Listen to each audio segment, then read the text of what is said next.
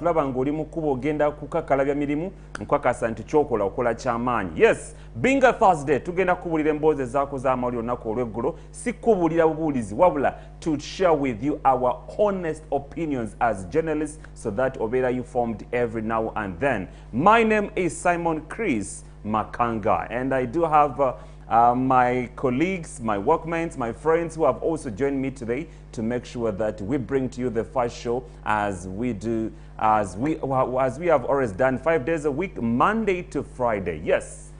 Well, a very good morning, ladies and gentlemen. We are here in the studios like always, Monday to Friday, and we have national issues that we bring to you in the studios, discussing it with you and telling you what is going to happen and what is happening. Now, today we have too much in store, and for me, the best topic for me today would be the handover of General Kaka agenda to Charles Oluka, who is going to be the new ISO. We'll be discussing that in details and seeing what could have happened to make the president change his mind about Kaka, who fought with him in the NRA war. However, welcome to the show, and I'm glad that you're here. Remember, we have phone calls that will be going on later in our topic of discussion, where we would like to hear from you and what you say about the various topics that we have, and we also have our Facebook platforms where you can give us your thought. Assalamu alaikum wa rahmatullahi wa barakatuh. Balinape mwenamba buzako abagezo fatugobera ku STV. Watambira ku mikutu ejenjawulo ku Facebook, Twitter ne ku YouTube. Balamusako era nga mbagaliza amacha malungi. Nze ndonga nange Latifa wagambye nti agenda topic ye esinga obukulu genda kuva ku Kaka. Aze topic yake genda ekulu esinga genda kubera kuza bana ku masomero kubanga ndi musajja muzadde abana balina okudda ku masomero abazadde beetala badde no baddeeri. So mbasaba abazadde mu birenga mweteekateeka n'abaana mumusasira abazadde nga ensiba mbagamba school fees tuzinonyeza mu bugubi era mutusaasire embere nga mugenda musome ate naffe tubirenga tusanyuka. Naye olwaleero mbadde nzijja wano eno bwana Chris era nja kusaba okisebuka ntuusa obubaka waliwo omukulu antiisa obubaka Haji ali awo wembeera natunda ku Latifa era n'agamba nti Latifa oyo amutumidde nnyo akensusso ataddemu akensusso so ngenda twala sebo obubaka amutuusizza era ekitereke kyange nkirinze mobile money register. So the regards come with a check. So you're for sale? No. That's what I'm wondering. It comes with a mobile money package. I'm not understanding this kind of. Banti sobubaka nembutuusa bagenda kuweereza mobile money transportation y'obubaka balina ogiweereza. You know the different avenues of is making that how money. we do it? I know, right? Now I'm noticing that people don't have to actually go broke in the COVID-19 situation. We were at Nemagezi that a week things will actually be okay. Mzee Rumia tugamba nti tuyiga okulembeka kati amugamba okulembeka right now. Okulembeka kitegeeza enkuba eba etonnya oteekawo something notega amazzi awo.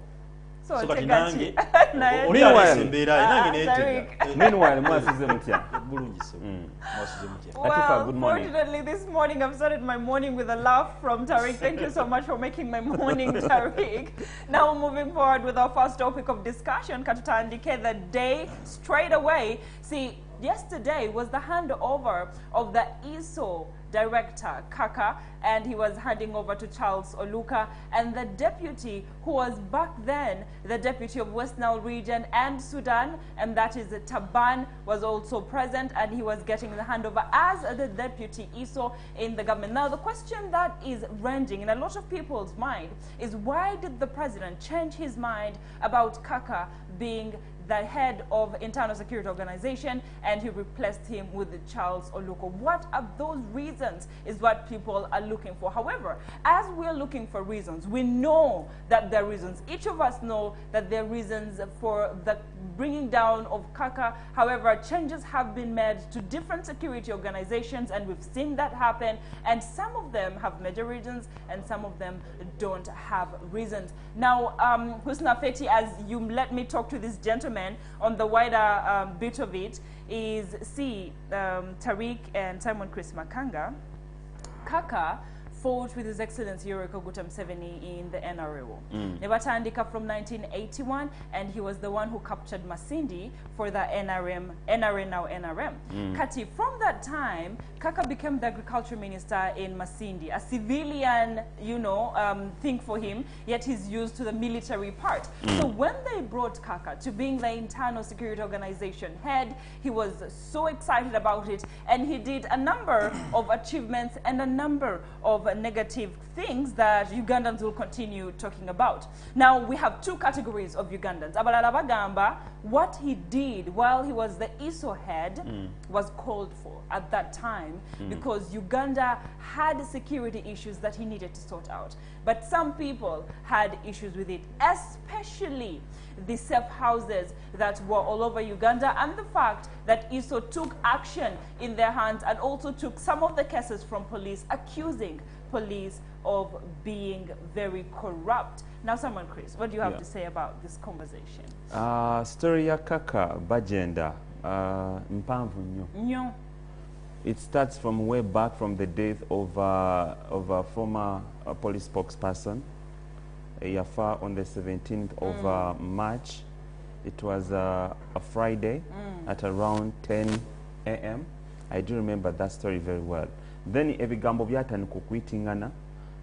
ISO was implicated, police was implicated, several security agencies were implicated, and the journalists were also some journalists were stopped from commenting.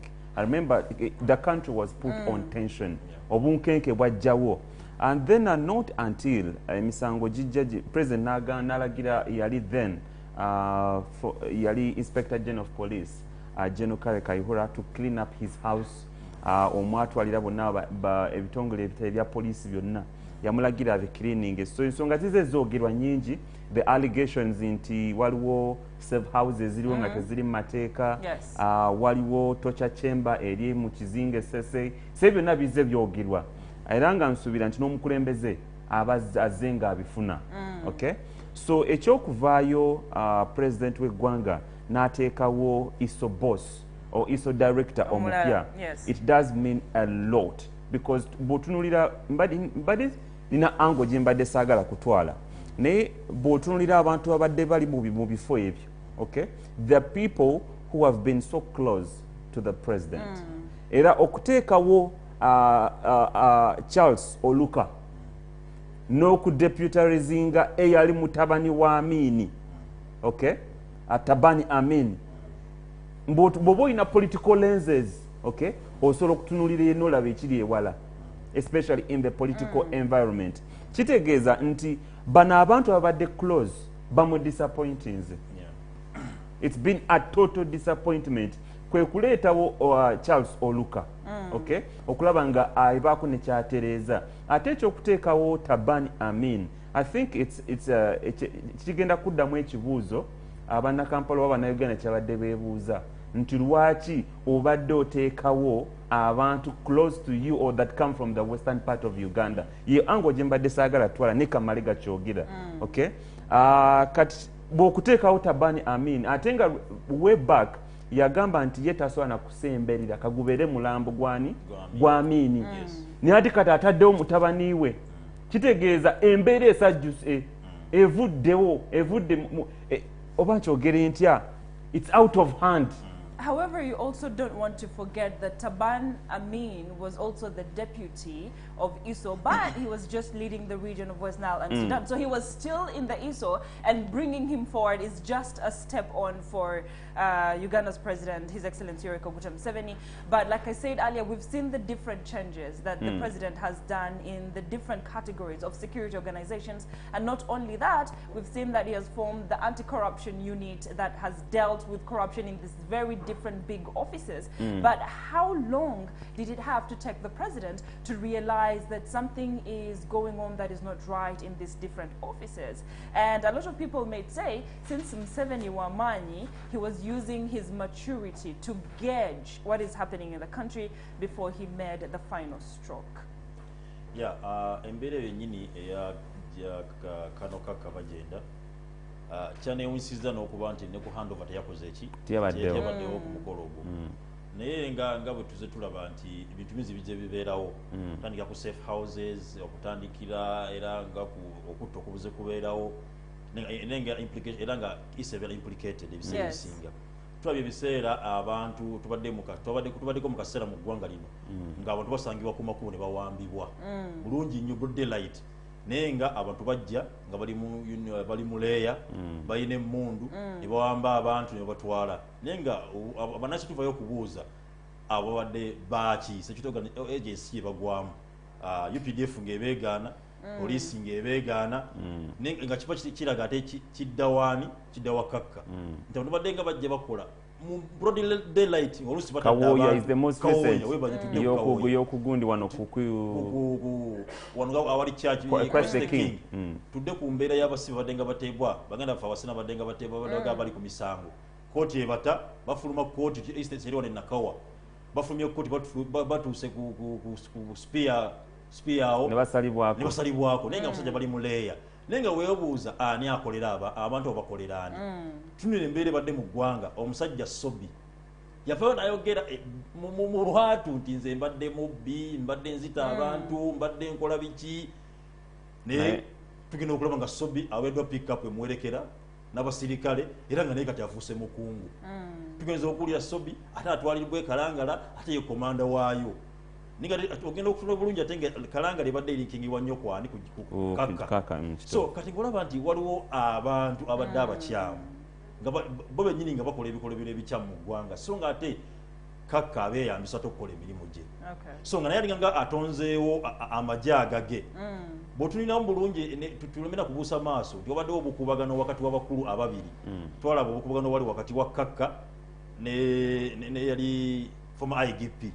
Kale Kayihura era nga omu ableminga munno okuvaako okugoba kwe n'okugwa kwe so nga wabaddewo okulwanagana wakati awo ate n'ensonga endala Kaka ayina embeera gy'abadde atuuseemu ng'olaba abuuse n'eggwanga tulabye nnyo nga akwata bannaffe Abanyarwanda abableminga nti musimanya muli bayeekera bagundi simanya mukoze biki ate nga alina gwabisibako ateera wono abaana bavuddeyo juzi ne boogera Kaka yavangayo nga abasindiikiriza babatokyalinga okwogera nti gwe mugambe mbadde mukola ne Kayihura mwe mwatta Kaweesi mwe mugambe mbadde mukola ne Kayihura mwe mbadde abayeekera okuva e Rwanda nga so embeera zibadde nyingi nti ng'olaba nti abasajja bano oyinza okugamba nti oluusi badde batuuse n'omuzeeyi yatuuse okulaba nga balinga baagala okumuwamba era obuzibu obuseera wali omusajja asiiba ayogera nti Museveni alina obuzibu nti asigaza obuti bubiri alina UPDF ne mutabani we naye nga ogenda olaba omusajja byagenda yogera ebigambo ebigenda bivaayo mu lwatu kubanga abantu bennyini abeeterodde muzeeyi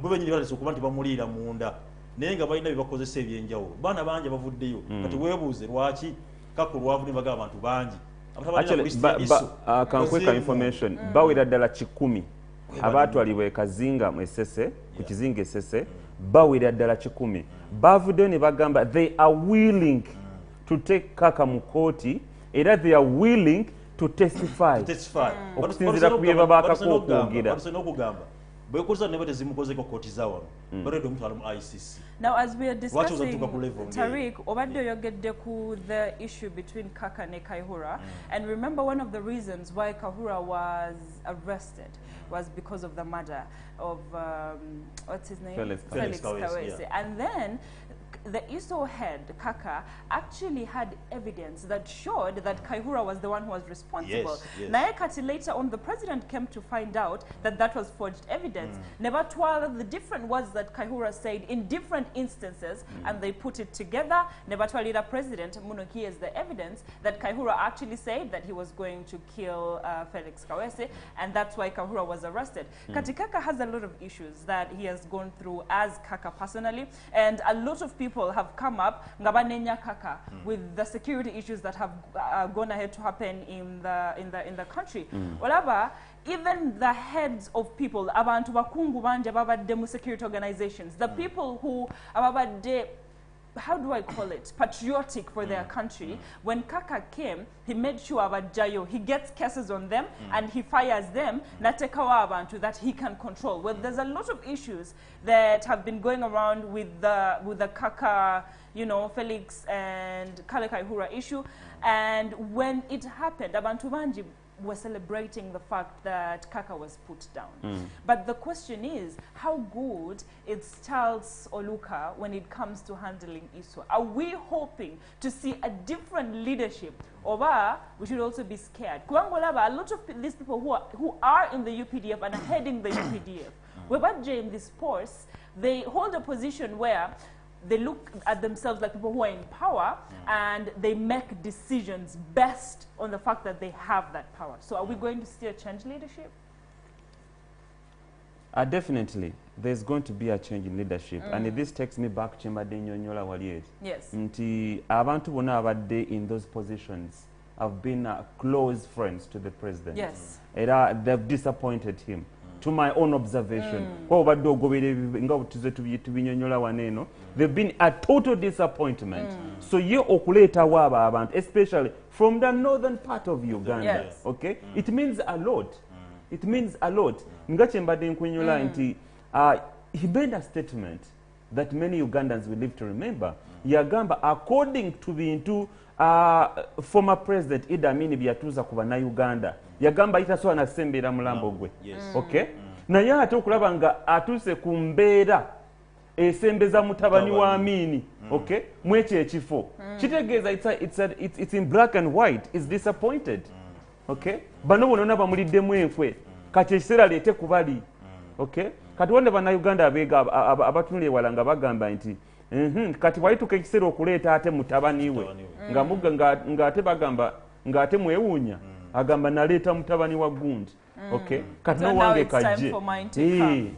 But the conversation here is about Olaba Bantobanji, who fought with the president during the NRL in 1981, feel like they have a right to the stake of the country. They have a right to part of the cake of the country. And who is to blame them? We had an example last time. If me and Tariq had gone to the bush to fight, Netukomawa Tariq Nabera, president of Uganda, at the end of the day, Tariq, I will expect you to give me a position that is worthy of fighting near you, because we were both there, Neturwana, and we made it through. So that is one of the issues that the president is facing, and it's hard for them to deal with these guys the way he should have.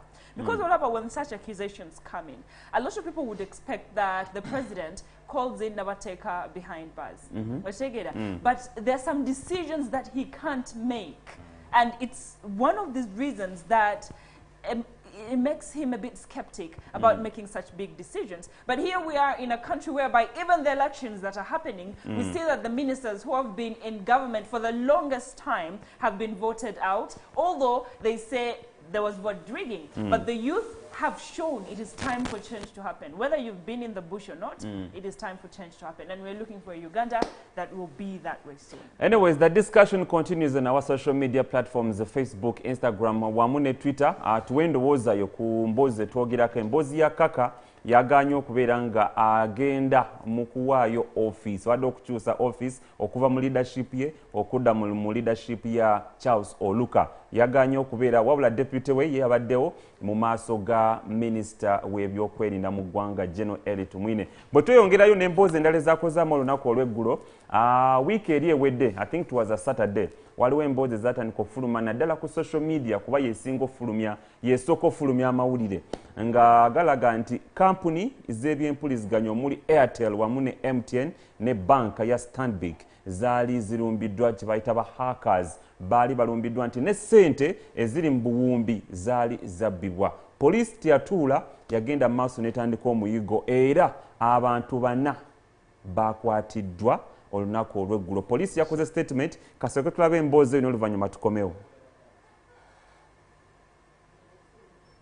Abantu abatannategeerekeka bakozesa obukugu obw'enjawulo ku byuma bikalimagezi ebya kompyuta ne bayingira mu byuma bya kampuni eya MTN, Airtel, ne Stanbic Bank ne bakuulita n'ensimbi eziri eyo mu buwumbi, ekyawaliriza ne kampuni zino okuyimiriza enkola ya mobile money. Oluvannyuma lw'abantu bano okubba ssente mu nkola eno, poliisi erudde nga eri ku muyigo gw'abantu abaali emabega w'obubbi buno.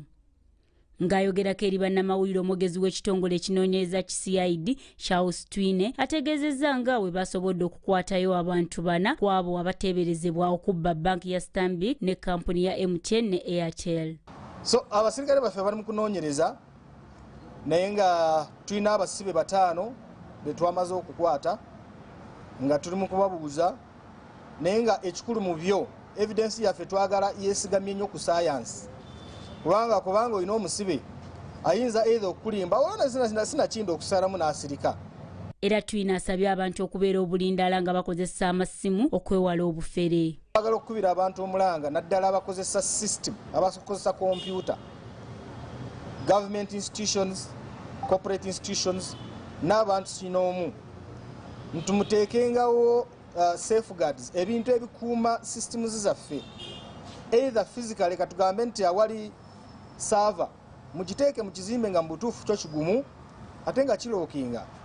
Ng'ebyo bikyali awo bannabyabufuzi okuva mu bibiina eby'enjawulo bagenda mu maaso n'okwewandiisa okusobola okwetaba mu kalulu k'omwaka ogujja. Wabula nga biro bigenda mu maaso waliwo amateeka agabateekeddwako. Era bino byogeddwa alasisi w'e Nakawa Albert Anderson ng'ali ku kitebe ky'abannamawulire ku Uganda Media Center. Yewo n'abamu sekendinga babiri aba proposer ne sekenda ne family member omu oba mukwano gwo asobola okubeerawo be bantu bana. Amateeka ga COVID agaliwo gakkiriza bw'oba oyina emmotoka ejjaamu abantu 8 okuleeta abantu 4. Bw'eba emmotoka yo y'abantu 4 era okkirizibwa okujja n'emmotoka ezitasukka 2. Anderson asabye abeesimbyewo okugoberera ebiragiro ebiteekeddwawo okwewala okugobebwa. Naye bw'obanga oyagala kwewandiisa ku bubaka obwa Parliament tukusaba ogoberere amateeka ago. Ensonga lwaki tubawabula ntinda we mwewandiisiza ekifo ekyo kisulwamu era kikolerwamu. Ekyokubiri tetwandiyagadde kuleeta kajagalalo oba okuteekawo embeera eremesa abantu abalala okukola emirimu gyabwe. Edith Nabagereka, STV Select ey'enjawulo. Makerere University ICT department held a conference discussing cybercrime in the country and how to deal with cybercrime in the country. Now, this happened before what happened to Stanbic Bank and the two telecommunication companies. And the question is, how will Uganda deal with cybercrime? How will it perpetuate these people who are dealing with cybercrime, and what punishment will they be given? Now, as we are dealing with the discussion of cybercrime, Simon, Chris, Makanga and Tariq, there's a discussion of the fact that Uganda is now moving to online shopping, online studies, and everything online and cashless. But are we ready to deal with the consequences that comes with this communication and the move that we're trying to go to? See, a lot of developed nations have moved from money exchanged in hands to cards in shopping and everything. And now that the COVID-19 situation has come, we're looking at online classes taking precedent. And we're looking at social media also taking precedent. And one of the things that have led cybercrime in the country is identity theft. We've seen that people have taken other people's identity and they use it to get money from other people. We're not as bad as Nigeria when it comes to cybercrime. We have started. So how are we ready? We've just started. Oh, when it comes to cybercrime, I think we are not as bad as the other types of theft and crime has been in the country, because internet-wise we've not been as open-minded about it as we are going to be now, because everything is going to happen internet-wise. COVID-19, everything is going to be different and everything is going to be online. The question is, are we ready for the move from here to internet and cashless, and are we ready for the cyber crime that is going to come with it? Latifa and everybody watching the show, and Tariq, let me share this with you. When the revolution were based, to wait against kuba ready. Yes. Yeah. This is a money revolution, okay? And tuva mukash to the mukashless, Yes. okay? All transactions are going to be online. So it's a revolution. You don't need to be ready or not. Chija kutwala butwazi. Mobile money we yali jawa ne Uganda, okay? Banji baji trashinga. Ngabagamba, is it a scam? Is it a pyramid business or something like that? Naye eventually neje jawa ngali muchalo haina mobile money. So revolution weziba zijja tezitaliza. Yes. Oba oli mukadde, oba oli muyivu, oba toli muyivu, kitwalira mu fenna. so n'obufere mwe bujjira. Okay? Bw'obanga oli eyo nga tofunangako ssimu ekukubira nti halo tukuweereza ssente bweziti nededededede ezo emboozi bwezito ffenna at least twali tuziwulidde kuba toziwulirangako kyali kikubaddeko. And the messages of please send the money on this number, my number is off right now, yes. But then a fundamental question comes in, okay? We have security agencies in the country, okay? Are they able are they competent enough okulaba nga they can track all these conmens basobola okukwata abafeera abo bonna? That is a fundamental question. Okay, revolution eze nemugiramu n'abakola ki who want to make fortune out of it.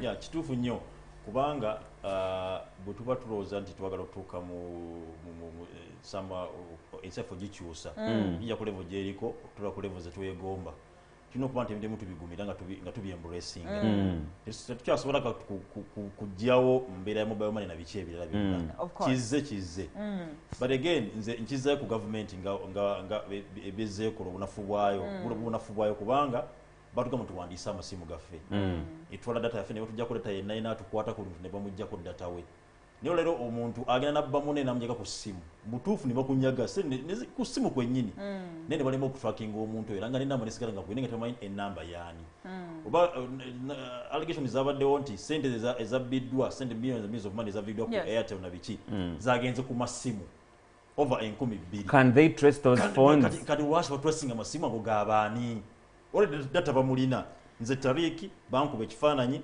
ne national ID yange nonjako ekinkumu ate national ID eraga wembeera nenamba zonna z'olinako Chris oba olina 10 zonna zeeraga bulungi.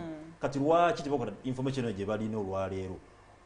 Kiteekawo okubuuza omunnansi omuntu abuuza nti ana kiri mabega tujukena bulungi wano mubema nengezze onna baki na biki byonna waliwo olutalo wakati wa banks ne telecommunication companies era bagezako nnyo okuba nti balwanagana banks nga zikuba baneeno business zikoze eki era nga kituufu otunira telecom companies zisudde bank service ezisudde banks nnyo so omuntu agenda ebuuza n'agamba nti waliwaawo akakubagano ke kaleeta bino byonna information waliwo saying egamba nti waliwo enjogera egamba nti if you can't beat them join them. Yes. So banks ezakola za joining a mobile money. Kachivola there is mobile banking. Olaba now the problem Tariq when you're talking about SIM registration Twitter alina problem of telecommunication companies not controlling their agents. Ogenda wa agent no mugamba netaga line. Kati because they want to make money they're going to register you in their names. Kati osanga agent ngalina 10 lines behind his name. Otegera na webuza what are we doing as Ugandans? And as we are speaking about registering mobile money and mobile numbers we are at a point where a lot of Ugandans tebalina national ID. But how fast are we trying to deal with the fact that Ugandans tebalina national ID? The last time we went to NIRA to get our national ID, did you see the line and did you see the process that you had to go through to get that national ID and get it registered in your names? Katinze, who doesn't have a national ID, how do I get a phone line?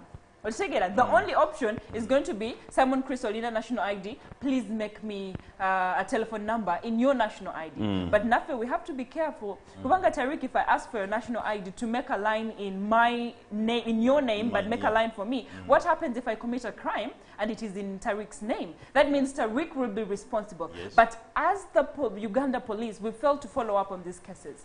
This crime has been committed on this line and let us track it. We failed. I don't know how hard it is. And now that the cyber crimes are becoming worse, we're in trouble.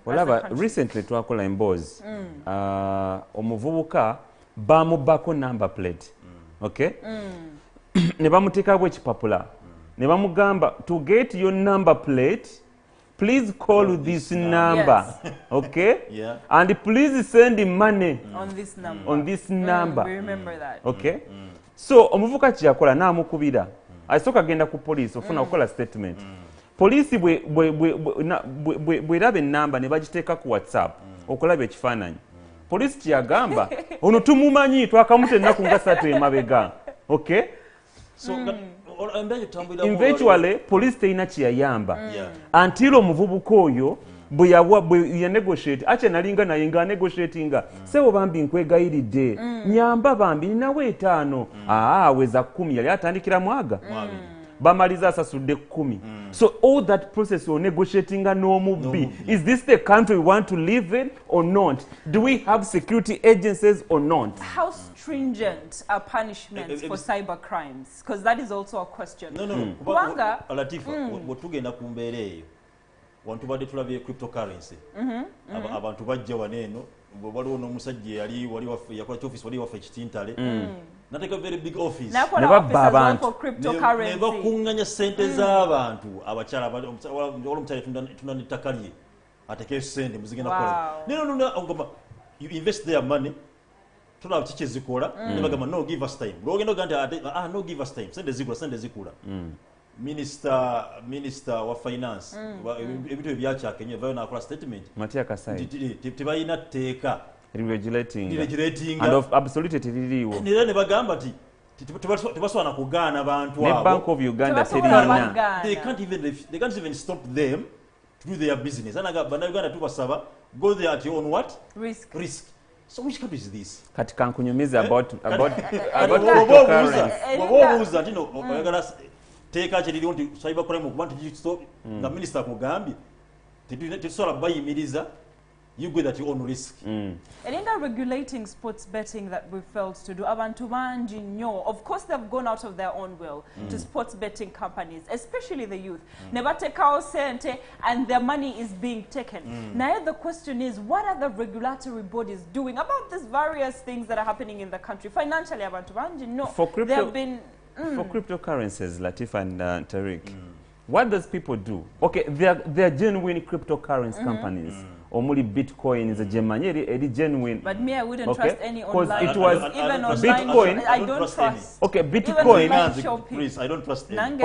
Okay, this is what I know about Bitcoin. It was 2008. Wajja global financial crisis. Bobo waliwo gobeera ebigenda maaso. You must have witnessed that across the entire world. Sente yagwa. So kati ne bagala okola ki ne wabawo abagezi abayiya ne bagamba kiki tuyinza okukola nga sente gye tukola tegwa value naye nga eyambuka value kwe kukola sente gye bayita Bitcoin era ne bateekawo zaali miliyoni 2 eza coins okay ne zituuka ne ziggwaawo so bwe ziggwaawo kitegeeza gwe ayagala ogigula olina ogigula ng'oyongerako sente yeeyongerako value every single day. It's the only one I know. Kati abafere mwe bayitira ne bagala okukola coins endala okay mwezo coins mwe babidde ensi eno mwe babidde bannayuganda ate bwe bajja mu bagenda mu nsi emu basooka ne bakolaboratinga ne big names okay so oli bwawulira nga omuntu omukulu akoze comment about it ne bakibayinga naye nga intention yakubba ate muntu omunaku wa wansi omuntu alina ekibanja omuntu alina embuzi n'agitunda n'ateekamu sente after a few months. Chris, how do you trust a coin that is online? Oteka 2 million nebakuwa online coin to do online shopping. You have not been convinced. Whatever even online shopping is not easy. Ogula something online. Thank you. Ogula something online, for example, I buy a cloth from an online company. But when the cloth comes, quality of cloth, size your cloth, the way the cloth is very bogus. And in some companies, they don't have the return policy. Kata, how do we get to a point where Ugandans trust online shopping, never work with the whole concept of cash to hand, and they go to online? Because we've seen people whose bank accounts have been hacked to that point. So how do we get to a point where we trust online shopping and online ways of dealing with money when all this has happened? Olaba, it's very crazy. Maybe you can respond to that. Olaba, ekiro kyekijidde. Ebiseera ebisinga banaga tulina obuzibu bumu nti twagala nnyo okufuna okwamangu. That's the buzibu tulina. Nti people come in omunaku nyola business gyotalabanga nako. Yes. Tulaba abantu bangi nga bagula ebintu nga tavudde na watudde. Era ng'omuntu gamba because akunyonyedde bulungi na convincinga. Nolaba nti mutuufu n'onfuna sente zikuba n'oziteeke kyogula tukirabako. So abantu mbadde nze mbasaba tuleme kudduka very fast ku bintu ebipya ebibizze. Soka embeera ogyetegereze ddala kino kye ŋŋendamu kiri kitya.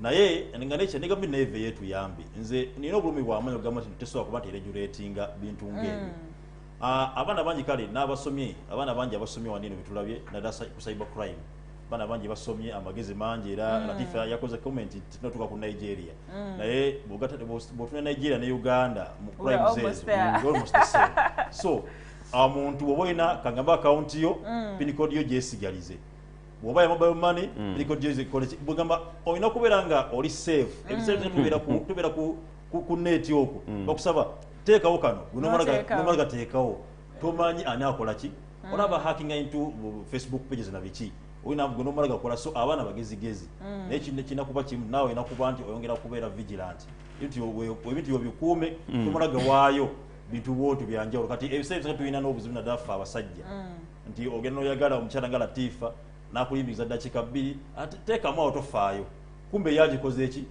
agikutte kati nze nina mutabani wange era nga twali twogera n'ogamba tunenya abaana tubasomese omuntu omwana kyasinga okwagala okirabe nze mutabani wange bw'olukwata bwoti essimu kimutwalira dakiika 10 oba nategedde pin code abaana bakwata password singa laptop oteekamu laptop lumu nali ndina ku mulimu mama yagakozesa laptop yange nambuuza nankuba essimu ambuuza pin code yeriki nawira mugamba totawana linnya lyange lyoba oteekamu so it is tulina okuba tuli vigilant n'ebintu ng'ebyo tukozesa nga biri online tumanyi tukole ki twekuume. Very true. Now, as we're moving forward from that discussion of cybercrime and how to deal with it, you can still be part of the conversation on our Facebook platforms and join us on that note. Now, as we're discussing all these crimes in Uganda, yesterday, the police raided NUP officers. Nebagamba Mbuno, NUP is copying the military uniform in the UPDF, and they have come to remove them and anything in that like Batideo, and they don't want NUP to use those uniforms. Now, aside from that, NUP Uganda, their offices were raided. Now, in that raid, they lost a lot of money, their documents were taken, and the office was ransacked, including computers. Now, UPDF and the army came up to say that we're responsible for that ransacking. Let's look at the video and we'll back to discuss that.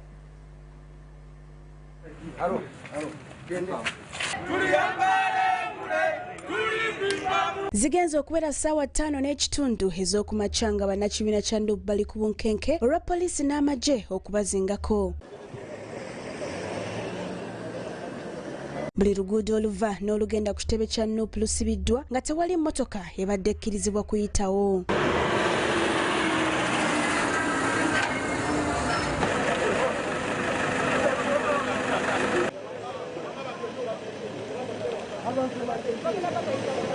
Bino byonna bigenza okubaawo ng'omukulembeze w'ekibiina kino Robert Kyagulanyi Ssentamu ali mu kwogerako ne bannakibiina okuva e Nakawa. Wano bannakibiina abasangiddwa ku kitebe babagaanye okwamuka ekifo kino okutuusa poliisi bw'emaliriza byebadde enoonyereza nga wano abamu ku bo bakwatiddwa ne bateekebwa kabangaliza poliisi.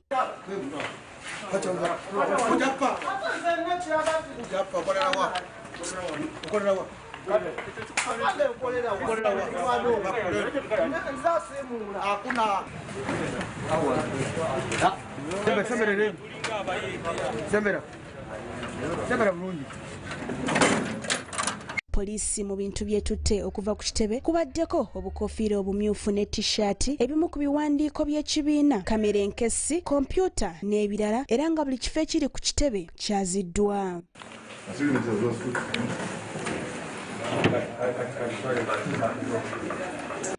Ye omwogezi w'ekibiina kino Joel Ssenyonyi agamba poliisi etutte n'ebiwandiiko ebiriko emikono gy'abantu obukadde 7 gy'abadde bakakuŋŋaanyaako. Kose ekirala kye batutte ndezi CCTV kamera zaffe zisaava byonna babitutte.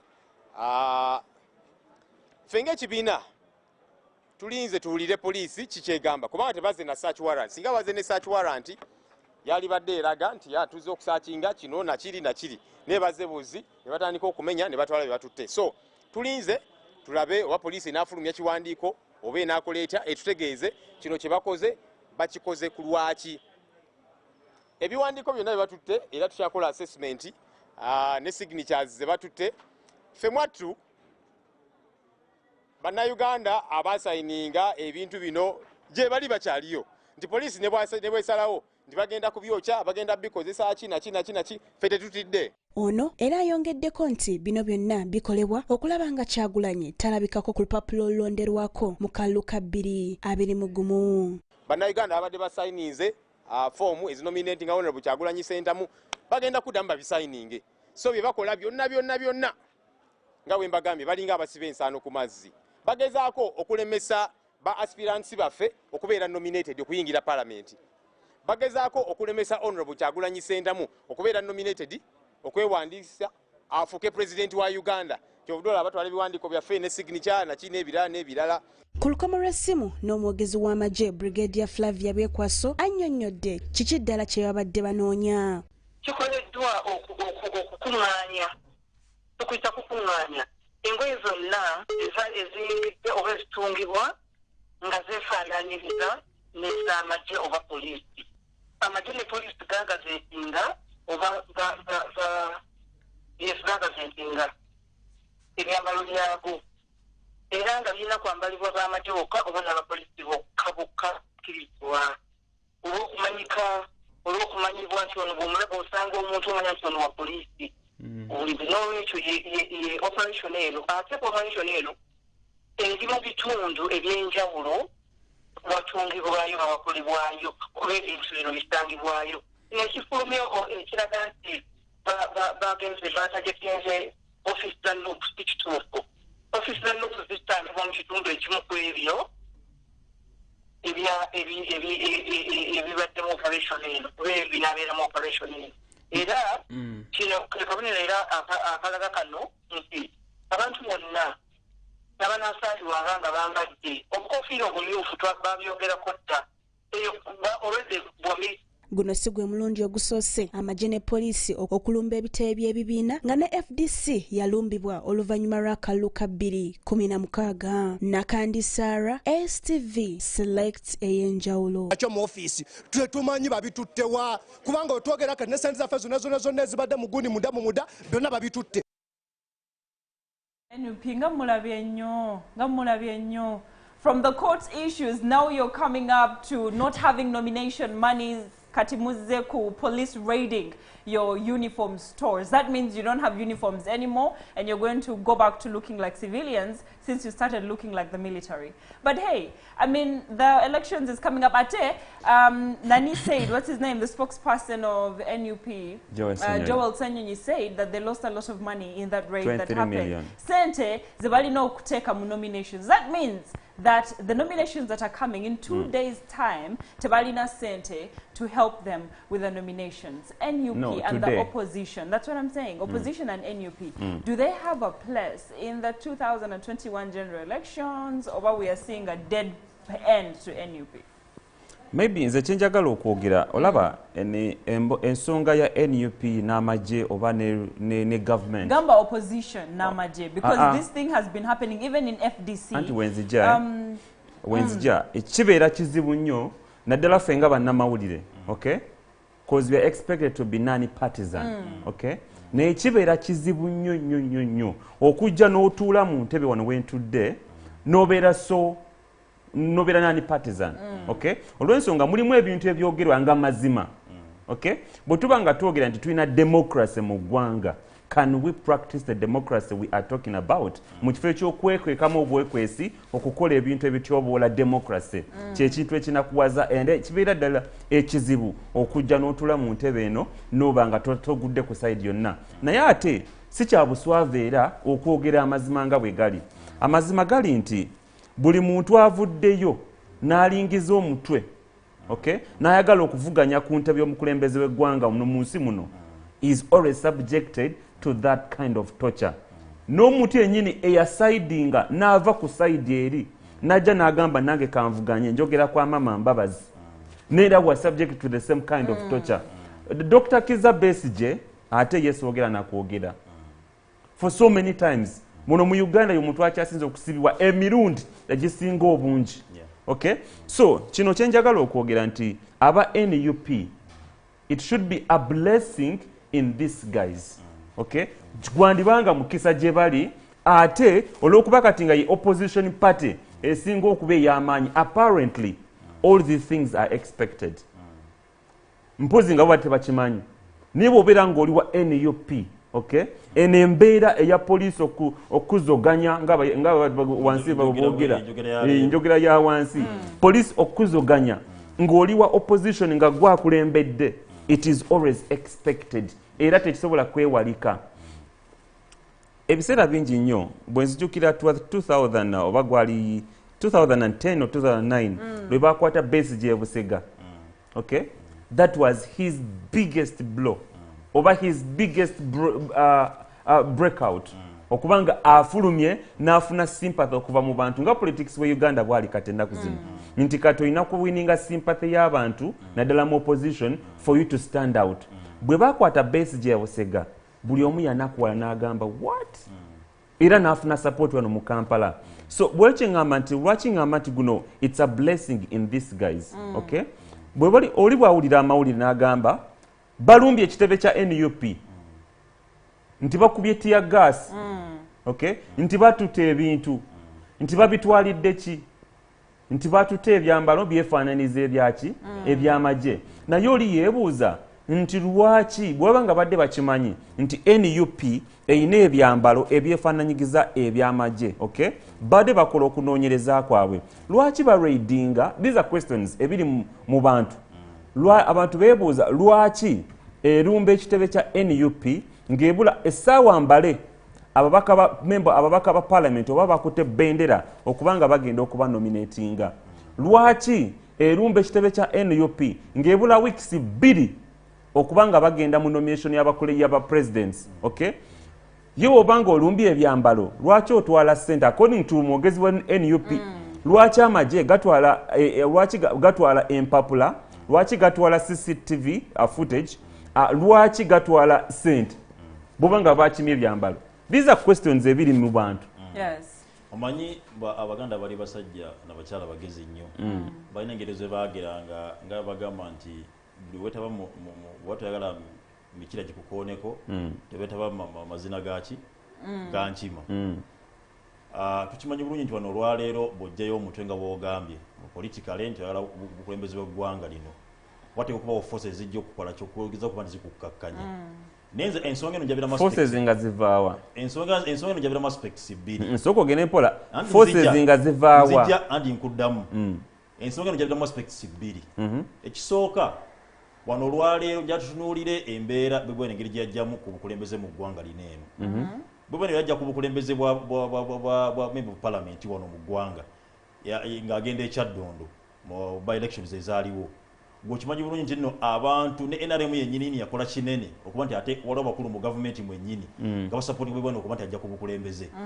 Bo nga baleeta omuntu okuba nti balina oluusi ttala zaabwe ze balwana nga NRM nga balina ebagala okuzibira naye nga bayisaawo mu butamanyi nti agenda bafuukira ekizibu gye bujja mu maaso. Ekyokubiri n'olaba embeera olwaleero ebadde ebeerawo mu ggwanga olwaleero nti ebiseera ebisinga munabafuzi yenna abeera azze ng'afuza threat ku bantu abamu. Batera okuteekawo pressure egenda omukuba naye nga te mu mukuba pressure yemukuba emwongera bwongezi hype.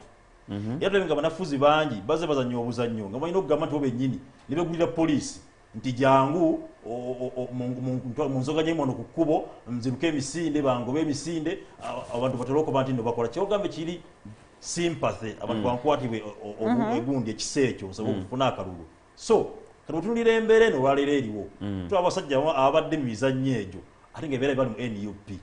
Kati tusobola kwebuuza nti waliwo kye bapangapanga okuhypinga ettutumu lyabwe okulisitula. Nevertheless tunene okusayida tugende mpola naye twogere mazima. Yes. Tugendagenda mu ango mmeka? Ango 2 kubanga twagala tubyebuuze. Nga bw'ogambye essaawa zino lwaki essaawa zino tutuse ku time tugenda ku nominations bano we baraidinga lwaki bakikola ssaawa zino? Lwaki tuga nti tubuza weeks 2 nga tugenda kuba tugenda mukunza presidential bano we baraidinga? Lwaki mu kaseera kano we bajjidde? Ye lwaki batwala mpapula? Lwaki batwala signatures? Njagala weebuuza ebintu ebyo kye nkubuuza.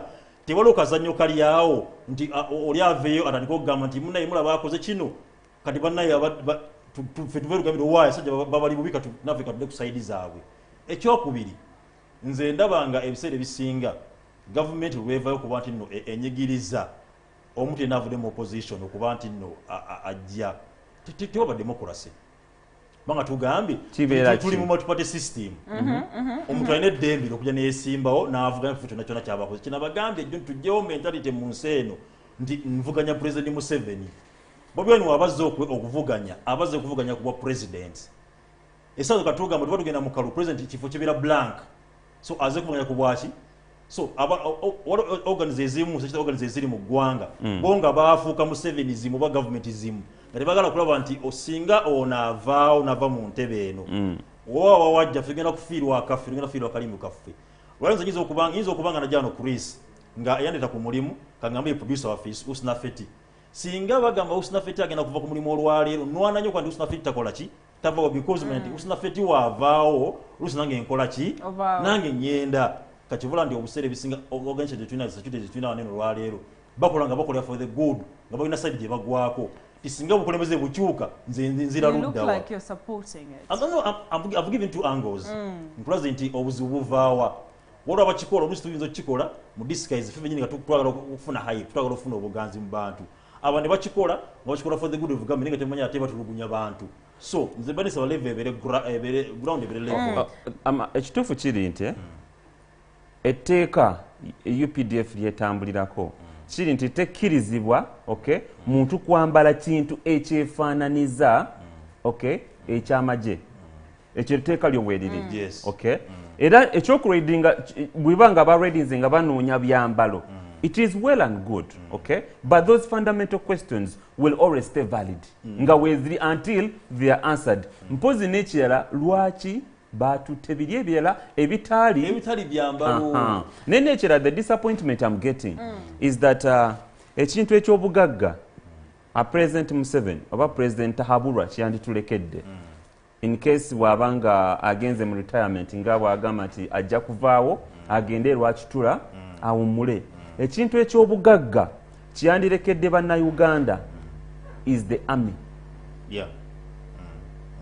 a lot of money has been invested mu magye kyova olaba no wonder bwe tuba tugabana keeke y'eggwanga amagye gafuna the highest share kitegeeza it is the biggest asset we have as a country bwe tulonda amagye kati bwe tuba bagenda okulonda amagye banoonya kati abaana abasomye CDF alina masters mu mateeka former IGP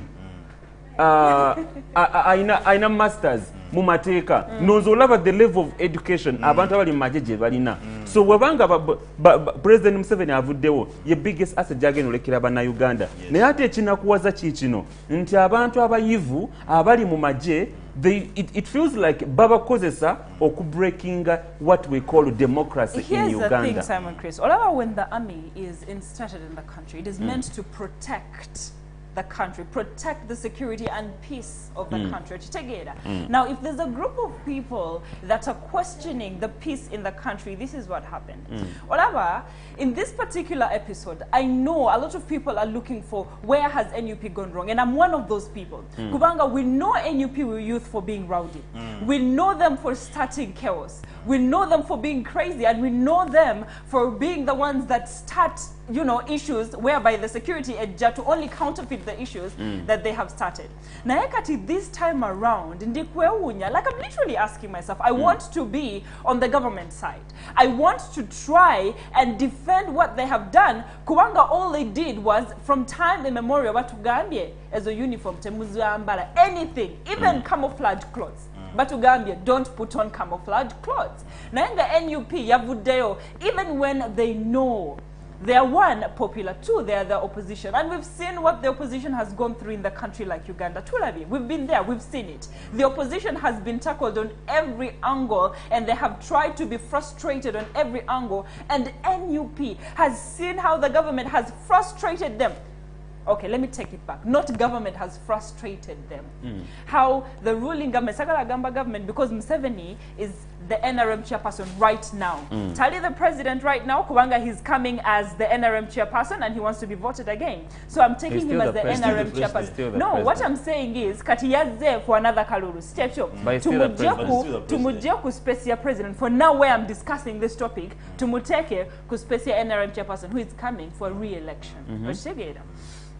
Kati the president or the chairperson of NRM as a party, but frustrating at the other opposition parties. So they get a plus on the ballot and they stand out. And do you listen to what you're saying?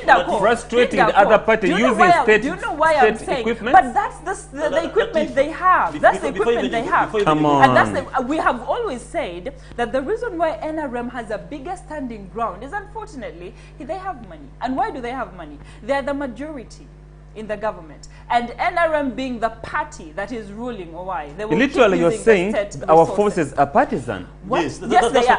I am sorry, but I'm standing on national television to say here's the thing: when an army is created, it is there to protect the country's peace. Not NRM. Not NRM. I am talking about the government, not NRM. The country. I talked to the country. Sigambie NRM. I'm talking about the country, not NRM. They're there to protect the country's peace. And if there's any reason for them to get the mall out, they'll do that. And we've seen that we have come up to arrest the people in the army who have chosen to say to Ambala Red Beret because they're supposed to be non-partisan. But we've also seen that that same army that is supposed to be non-partisan is the one that is protecting other people who are holding rallies. Kati, how I like bringing my points is discussing the realities on ground. We want to say that the army is non-partisan. But the question is, how non-partisan are they? Kati, the raid that happened, they were right on one side that the uniform had to be taken out. At least NUP knew that was going to come, and they brought it upon themselves. To be fair.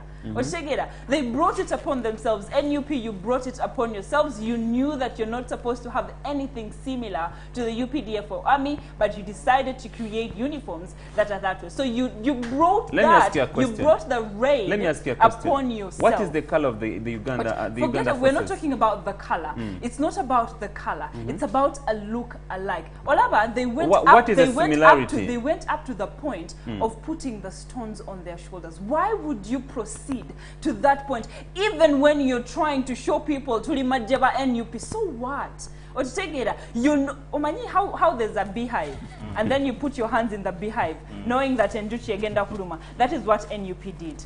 And they wanted Njuchi Eveyo so they can say, but the Babudeo never tulumba. But what are you doing as NUP to protect your peace and you protect yourselves from the army? Moja kungamba that NUP has sometimes not done anything, majene babalumba. But we've seen instances where the NUP itself has intimidated the government. It has intimidated the army. But if you know that you're already on the hot spot, you have a case in court, you don't have money. Right there, Simon Chris. Producer, tufune footage ali most recent. Bana bambozanya bava na mukati bagenzi NUP. Olaba the stones that I'm talking about, Simon Chris Makanga. Now, Olaba, they are frustrating. Agamanjagali different from what the They're frustrating the Olaba, let me tell you something. When you look for a reason, Tariq, no gamba, I am going to look for a reason to frustrate the bees so that they sting me. Simon Chris, but you can frustrate it democratically, not using government, not using states. Can you get us the long uniform where they did an overall from the uniform to have the whole uniform and how it looks like? Kati, when the army raids a place, Agenda Kugwayo, and it will raid everything, including your 6 million signatures and the little money that you've gone through a hustle to collect. One, oyogedde kucha uniform n'okwefalanyiriza. Otumna barrette ezo olwaleero. Barrette ya mita etefaanana na barrette. No, let's tugende mpola because when they came, bakute barrette ne bakuta ne over na bichi byonna. But in the beginning, Walabia barrette, they were there. And the army or the police did not do anything about the barrette. Even NRM has a barrette. Even DP had a barrette. Omwogezi wa maje, omusajja gwe nsinga okwegomba. They were kick. Yazana laga barrette bulungi nnyo. Na mulimu barrette ya NRM, mulimu barete ya blue mulimu barete ya ame green Yes. ne barete ya ki yani bagamba nti byonna barete ngawe muziraba byambalo bya this is the design of the army Yes. era nga bagamba zonna bagenda zikola ki bagenda zikola tebutukiza ku bantu zambala nakolinga upon the gwanga donanti buli muntu enama nti alina barete efananyizanga zo zakutte ajiweyo win Naye omanyi why they did no that? let's go to But do you know why they did that? barete ekibadde mufananye eyo nze siraba ko barete wefanana ya military because they claim to barete efanana yawe ekisoka military yawe ina logo eyawe nga military inaliko people power ina de bambara barete zawe no bambara barete zawe Tariq sinaba kulaba military oba army okusoka twavanga bogera ku barete emabega kawo bogera ku people power yokka no enare munena barete yayo sinaba ngaba bagamba nti barete jimukosa ya era nayo mujikole kimu jiveeko I want to see them raiding also in NM offices. You're contradicting I'm not contradicting myself. Why you're contradicting? You said Omogezi wa police came out na gamba Barrett za DP, Barrett za NRM, ne Barrett za NUP, zikomeo. But here's the thing. What happened at the beginning? When Barrett watch raiding only NUP offices. Here's the thing. When Barrett Zavudeyo, okay, you saw that there was no communication on the Barretts in particular in the beginning. No, we are going there, Simon. Let's speak reality. No, Linda, let me give you what I'm trying to say. Katulaba in the beginning, there was no issue with the Barrett. But now the Barrett coupled with the uniform, I'm seeing a UPDF person, red to let's talk reality. Barrett alone had no issue. But then now they had to come and communicate Kubanga Kati Barrett, Zabadenyo, and for them to have to raid NUP, they have to look like they're non-partisan. So they're going to call back all the Barretts. But have you seen the full uniform, Barrett uniform? Have you seen how it looks? Do we have laws governing this country? We don't. Only one word, yes or no. Of course we do. Bobo genda ku raidinga. Before with that, amaje oba forces zirikolera wansi wa mateeka oba zikolera mu mateeka zikola out of the law, within the law? Of course they work within the law. Within the law. Bobanga forces zikola within the law. Court order yabadde batwala ekamoche eriruddawo. Here's the thing. That's why. No. Here's the thing. From the start, that's why I said from the start, this case is quite difficult. Okutula mu ntebe eno noyogeranga mu namawulire, but there are facts on the ground. You're the same person who came in the beginning of this discussion, no gamba, that it is the only thing they're right about is the fact that uniform efanana za maje. You're the same one who said it on this seat. And they raided it. Was not. They raided and they went out of the law. And how many times? The tear gas.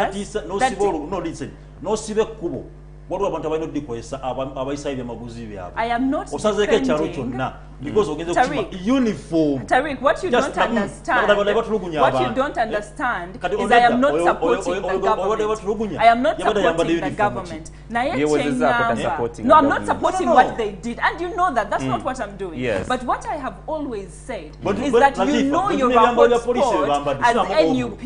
You know you're a hotspot. But so why give them a reason to raid you? Kati, sentence the ones that you're struggling to get has been taken. Kati, the 6 million signatures that you have tried to get zigenzi, what are you going to do about it now? Instead of working within the timeline, you're working to frustrate the government. Tariq, and you're the one who said one of the reasons that this could have happened is because when NUP is raided, Omanye, they get a better platform among people.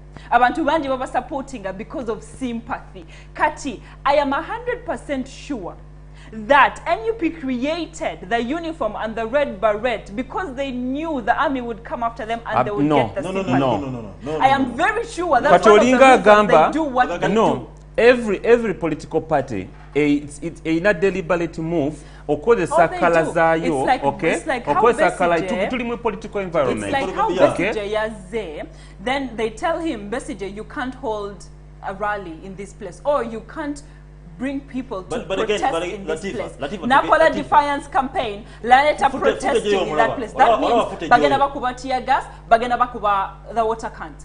So how do you try your best to keep away from those issues? But I'm seeing a person putting on a red beret again. Never omuntu yambade overall air red.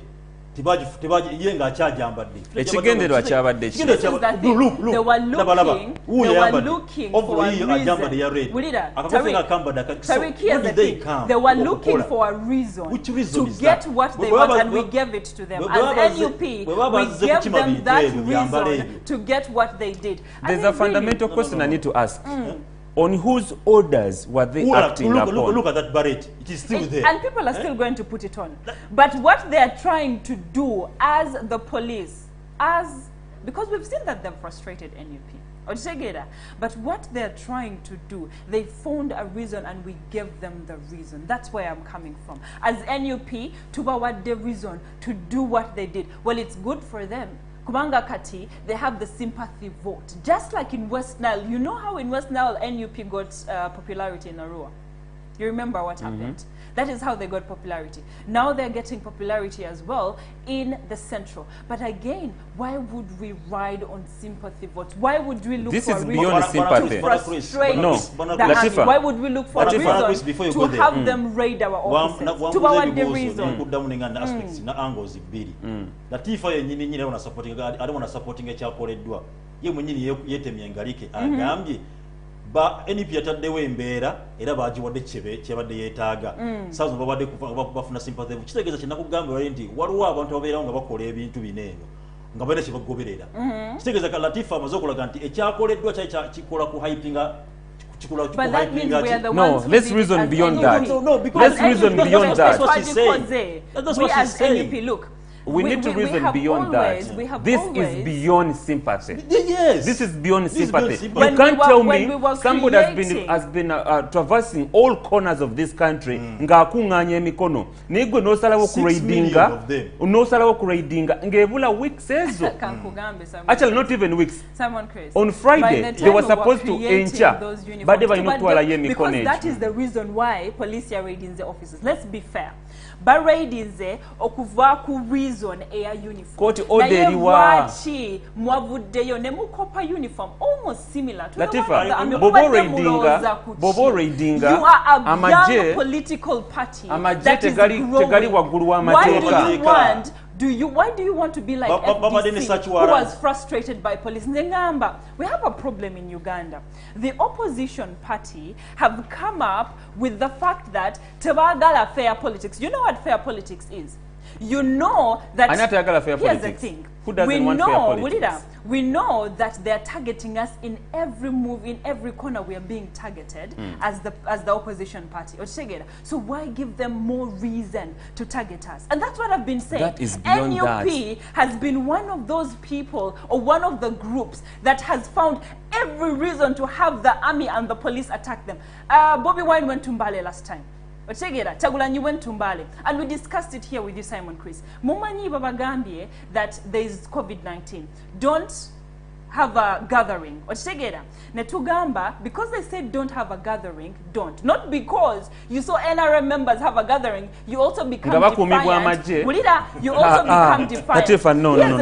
What I say, being a journalist is one of the hardest things.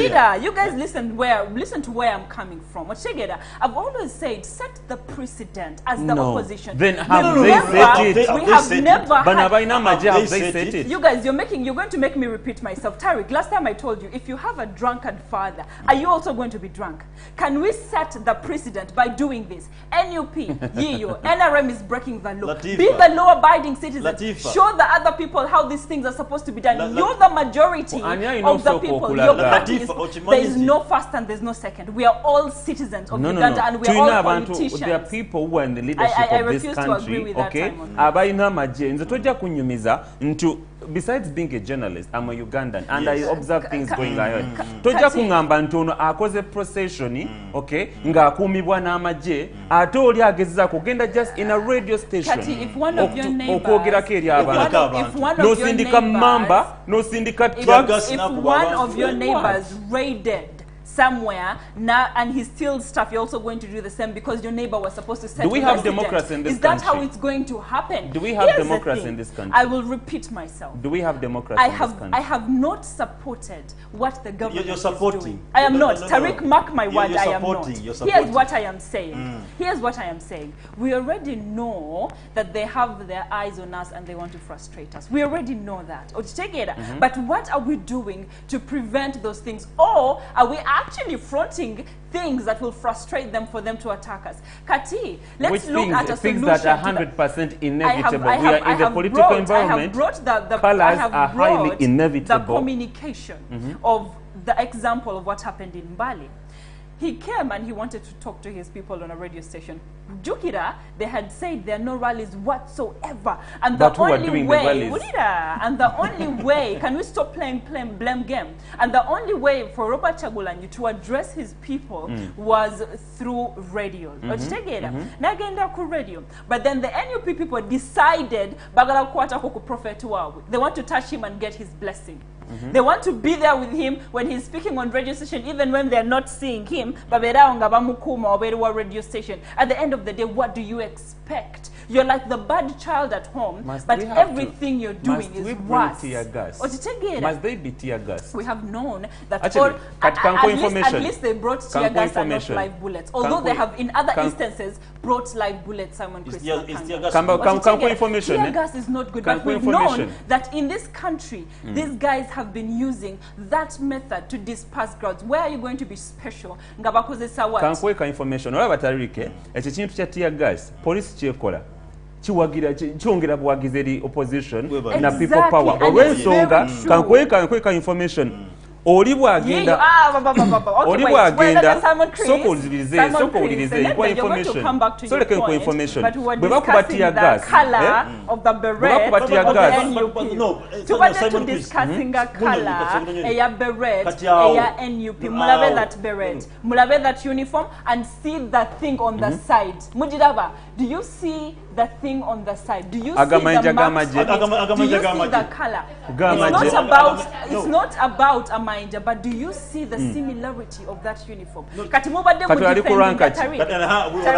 Yes. Which rank is that? Tariq, Obado defending a color. Look at Tariq, just answer my question before we go. Chris, you're being a double-minded person. I'll come back to you, Tariq. I'll come back to Simon. But don't you, Simon Chris is standing side. Simon Chris in the beginning supported the fact that the uniform looked at Sirika Kanjogerene Tariq. Yes. Kanjogerene Tariq on this one, Tariq. Obadde Ogambye, the color matters. Ogambye, the berets were red. Tell me these guys are not trying to frustrate the producer. Can you get us a picture of that particular NUP uniform and get us a picture of the army uniform? Katulabe similarities, not different. And I want these two gentlemen to tell me, if you look at that, you don't think about them. It is not army. Someone Chris, the police and the army have a certain dressing that Katubere fair we copped. Okay, being fair is telling the truth until you rank a chief. Look. Did we copy? No, we are not talking about that one. Tariq, don't that's Tariq. Okay. Look at the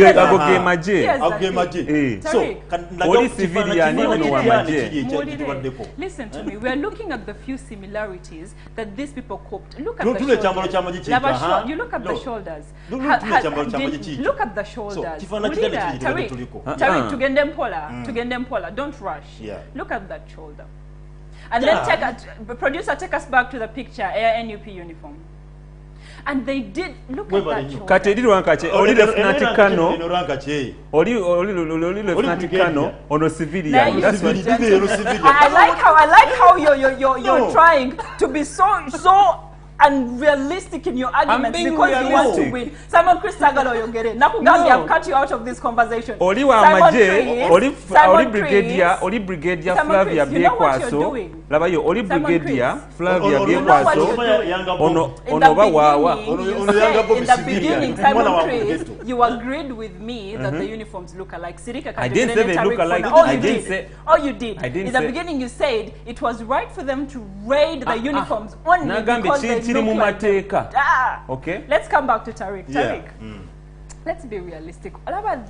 Do you see the little line on the side of the shoulders? Or the one that is dropping down? Or do they have it there or not? But you didn't know. But let's be realistic. Let's not argue. Let's not argue for the sake of arguing. The truth is, they copied aspects of that uniform. Why did they copy when they know that anything that is similar, even camouflage, was refused regardless of what color the camouflage not seen them put on camouflage. No, I'm not saying them. I'm saying in the beginning, even camouflage was refused for that reason that it has a look-alike to that uniform. Even when the camouflage, was a different color. Between you and me, you know that there are rules that the police has against people copying their uniform. Now here you came out to say tugenda chikola because we know the opposition for defiance. Nemugamba mugenda chikola. Nemuchikola. Kati, they have come and they have raided you because of the reason that you decided to copy them. NUP. They have raided NUP. You guys seem to be spokespeople. No, we are speaking reality.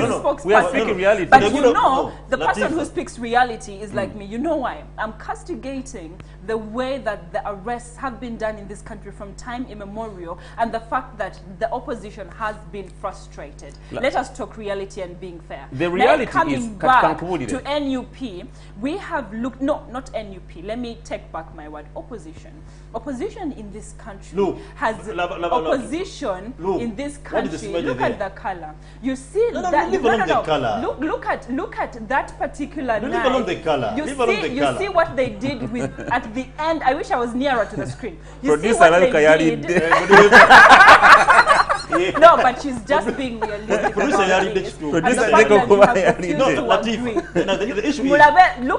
come down from the beret. Tutandike ku beret. Mugambie, tutandike from there. Tutandike ku beret. You look at how the beret looks like. You look at where the UPDF logo and the army logo is, and you look at where ours is. Let's come down to the uniform. Mulave, how it looks like and how they have tried to depict every part of the but why do we look at frustrating? And that is why Tariq, are you the one who said that the spokesperson Agambe? Thank you. They are being fair in that regard. Njakulaba ne NRM yabambala ebintu bogamba nti NRM yambala overall yes na Ebro ya NRM elabika exactly like any nabali waliwo abyambala nonga bayine ebitu bayina mayinja gawe gefananyizaga people power mu Uganda bituna n'abantu abayita bajeno producer do we have another uniform ya NRM because Tariq is saying NRM elina uniform exactly ngati yefananiza ya maji yefananiza ya NUP yefananiza ya NUP. Whatever how you guys are confusing yourselves. Kazire ku information ginabademba wa. Olaba police bwevaine kubatia gas. Nze kamba weka information aba police. Bwe lukasa muvaine mukubatia gas. Believe you me, obero supportinga omuntu egobo kubitia gas. Always songa tia gas oyo asasa na buli wamu nalumanya ne salumanya amutwaliramu. It's a campaign strategy for the opposition. When two elephants fight, kuba bakubatia gas olyaja kubuza bana itia gas bakuba wachi mbu bakuba Bobi Wine. Bobi Wine akoze eki mbayagala kwesimba kuba president ekyo kyokka. But you know where I'm also blaming the opposition is that Olaba, when you guys are doing your defiance campaigns and you're shouting and you're not following rules because other people are breaking the rules, you're also hurting your supporters. Who isn't following the rules? You're also hurting your supporters. Now here's the thing. Olaba, if you start a defiance campaign, never kuba tear gas, just like you've said, someone Chris Makanga, when two elephants fight, the grass is the one that gets hurt. We've seen people that have been killed, very innocent people who are selling food at the roadside. But why? Because the opposition has decided to play the defiance card, and then the army has decided to have a counterfeit attack. So we put our hands since you've been denying the fact that these uniforms look alike. Message tujifunye mukama waffe. Madensaba. Kulobulungi lwa issue eno. Tugizeeko eri abatulaba. Batuberera kituufu government yakoze oba amajek why this is going to be a biased discussion. Yakoze chabade mu mateka chabade kituufu oba. Let me give my final remark on this as we are going for a break. Let me give my final remark. Before I get to you, because I really want to listen to your remark, why this is going to be a biased discussion is the fact that one, NUP is a very young party, it's very young, and the fact that it has been frustrated, their signatures have been taken, their money, the little money they have has been taken, and we know that majority of youth support NUP. And the fact that we do not agree with the way, even me personally, who is saying that NUP was wrong in the uniform part, does not agree with the way it was done. I have always come here and castigated police brutality. How they arrest people. We saw that when these guys were being put into the pickup, the ones who were the seats, human rights. We are violating them. You know, and me and you have always called for an army and a police that knows how to handle and respect human rights. But here's the thing, when you frustrate them, they will come for you. There's no need, Latifa, I don't want to hear you say that. When you frustrate them, they will come for you. No. We are in the political environment. Buli omu alina eddembe okola buli kimu kyakola, campaign strategy alina okola buli omu gyakola. My final take on this is that police ekyokugenda okukwata buli ekyefaananyiza uniform y'amagye kiri mu mateeka, that's a fact, kiri mu mateeka. Naye police kyakoze yamenye etteeka. Bw'oba ogenda okukwata omuntu aba okuraidinga office ng'ogamba nti eriyo ebintu ebifaananyiza ebyambalo byammwe, olina okusooka okuyita mu mateeka. Genda mu kooti ekwe court order ojje okonkone bagano okuggulirawo, use the force because you have the court order. Naye wano bwe tublamingira amagye nti tegabadde na court order. Okay, baze betegese. This was a well planned move. Okay, bajjidde mu kaseera nga bakimanyi balina ne press conference. Era bw'oba walabye story eyo, Bobi Wine yabadde ayogera n'agamba ngenda kwogera n'akaseera katono olw'ensonga mubawulira bali mu kumenya. Okay, era kasaba amenye ne bayinga n'agamba kati kanteme. Okay, kitegeeza bano bazze baplanize ekintu kyabwe, balina kye baagala era lwakifunye ne bagenda. Naye tublaminga amagye nti amagye tegali partisan. Amagye gali nani partisan. Amagye ga ggwanga lyonna. Okay, bwe gabanga gwa ggwanga lyonna buli kye babakola bakikole nga kiri mu mateeka, bagende mu kooti bafune court order, then bajje bakole kye bamenye. Simple as that. Well, as we're winding up with this issue, Bwana Tariq, we all agree that it was not right for NUP to copy that uniform. Let us be fair in our discussion, okay? We all agree that it was not right for them to copy that uniform. They knew what was coming. STV. They knew what was coming for them. Esebo. Wanji? Kale sebo, amanya ne gyokubidde.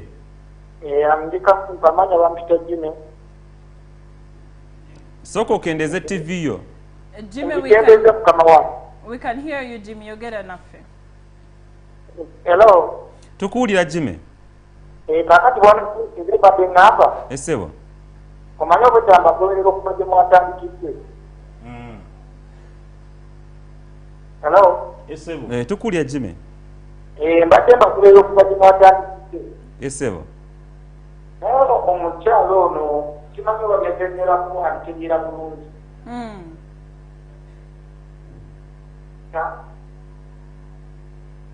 Tukuulira Sebo. Hello. Obadde oteesa otya Jimmy? Kakati ngamba. Obagamba bulungi naye omuntu yenna nafuna kifo kubeera okulina okubeera n'okusoma okukkiriza okwati. naye bano from nowhere ekwata ekifo so omukati nabo babitegeera bulungi. Can you guys hear what Anyways, we tesobola kuba nga tukuulira katusoke tugende banakime mbadde muwulira era agamba bulungi nti abadde tugoberera kube twatandise n'agamba nti omuntu yenna bw'oba olina kyobe twogerako obuna wegenda okuba nti yekola oba amagye balina okuba n'olukusa kyobadde ogerako ekya court order naye bagenze bugonzi era nga gamba nti Latifa bayogera kutamanyi oba abitegeera bulungi kubanga supporting amagye kyegaakoze gakikoze yes naye gakikoze mu bukyamu balina okuba nga balina court order. Now here's the thing before we go to the other discussions. Olaba, I also agree in various terms, and I've said it before, I agree that Tebakoze was not right. It breaks human rights. Now, what I come back to saying is we know that the Army Time and Memorial has had no time to seek court order. Not that it's right. Wulida, not that it's no right. Time to seek court order, not that it's right. But they have time to sit and plan. Do you know that when they raided, what's his name, Tumukunde, when they raided his offices because he had a small gathering, did they get a court order? Here's what I'm saying. I'm not supporting what they did. And we've known the police and army for doing things their way without following some laws that they ought to have followed. Do we have democracy in the country or we don't? Anyways, the discussion continues on our social media platforms, and the first show takes a very short break. We shall return with another topic. Irango nako lwalero 15 omwezi ogwe-10 lwalangirirwa nga 2 omwezi ogwedde President Gwanga buli ayogerako ensi yatu Uganda n'agamba olunaku olwaleero abaana baddayo ku masomero. Let's take a break. We'll be right back.